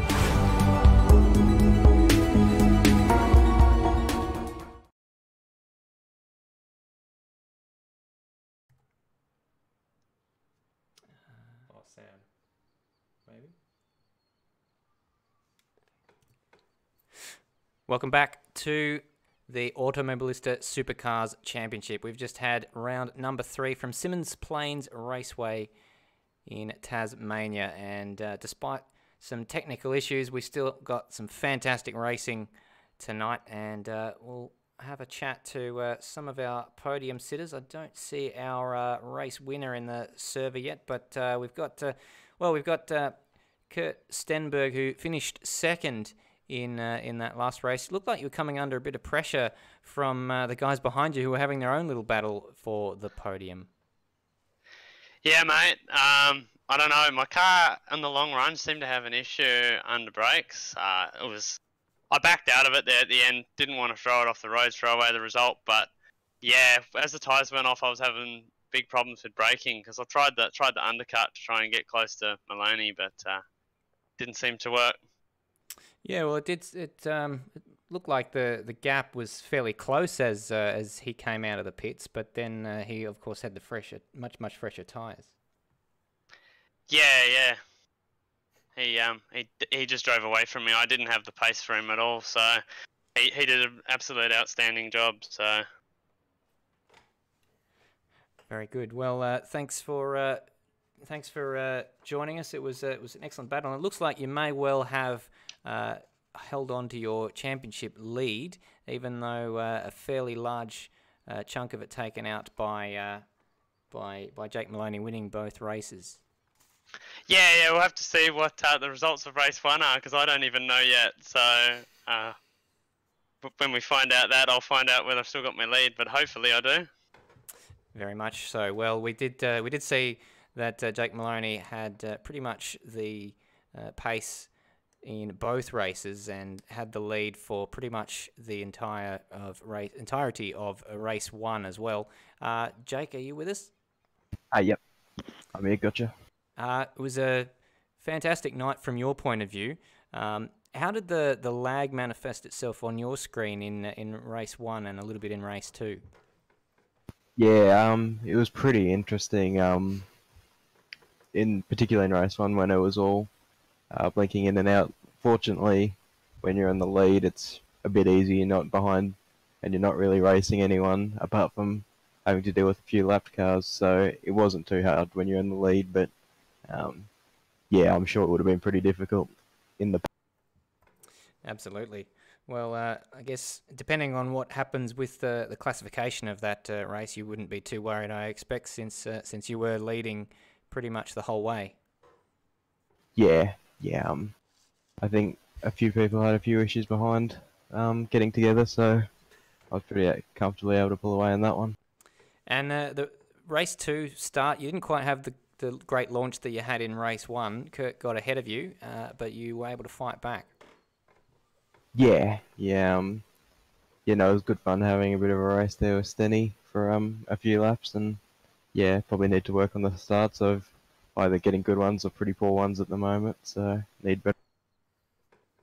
Very good. Well, congratulations on, I believe, your 3rd and 4th wins of this championship, putting together a good title campaign. Cheers, mate. Thanks for the broadcast. Pleasure. Moving on to 3rd place man in race 2, Corey Preston. My goodness gracious me, it was an incredible battle you had there with Zach Baker. He got through at the hairpin. You're able to fight back. Tell us about that from your perspective. That was when he got up alongside me in the hairpin, I thought, oh no, it's done. But I managed to hold it around the outside through turn 6 and 7 somehow and got the 3rd place back. But yeah, I'm just so happy to be up the pointy end of the field. I'm not the fastest bloke in this particular sim, but tonight I showed that I can pretty much hang it with the big boys, and I was very much excited when Kurt was coming back to us late in race 2. I was like, yeah, I was thinking maybe he had fuel troubles, but no, he got there in the end. So fantastic. And we got Sam Blacklock. We believe finished 2nd in race number 1. Just going back on that one. So, Sam, are you with us? I am. How did that first race go for you there with the lag from your perspective? Yeah, race 1 was interesting. I started 11th on the grid after a grid penalty, I believe from Adelaide, and I was just cruising around. I genuinely didn't think I had any pace at all, and get to lap 15, and I was somehow 2nd. Really not sure how that happened, but yeah, I was just cruising around at the front of the pack. I was in front of Colin Warwick and Kurt Stenberg, and I was trying to get away from Colin, and the lag started. So that ruined, I think, what would have been a good battle, which was unfortunate. Yeah, I don't know. I don't know if I would have been able to hold on there, but nonetheless, pretty happy with the drive in race 1, and yeah. Very good. Well, congratulations nonetheless. You were there when it counted. You just didn't. No one really knew that would be the moment that it was going to count, as the race was unfortunately about 10 laps shorter than we were expecting it to be. Yeah. I think it was about 7 laps to go, I think we had, and yeah, just unfortunate. I think it would have been a really good scrap for 2nd and 3rd with myself, Colin and Stenny, and I think there was a few other cars close behind. Absolutely. Well, we certainly saw when the service stabilised in race 2, some fantastic racing all around. So thank you all of our podium sitters there for joining us. I believe Adam Zeitinga was 3rd in the first race as well, based on our live races information that we're looking at, all of course unofficial, so make sure you tune into the Facebook group for official results to come later on in the week. Madbird, what's your take on that? It's been quite a night of racing and quite a night of filling.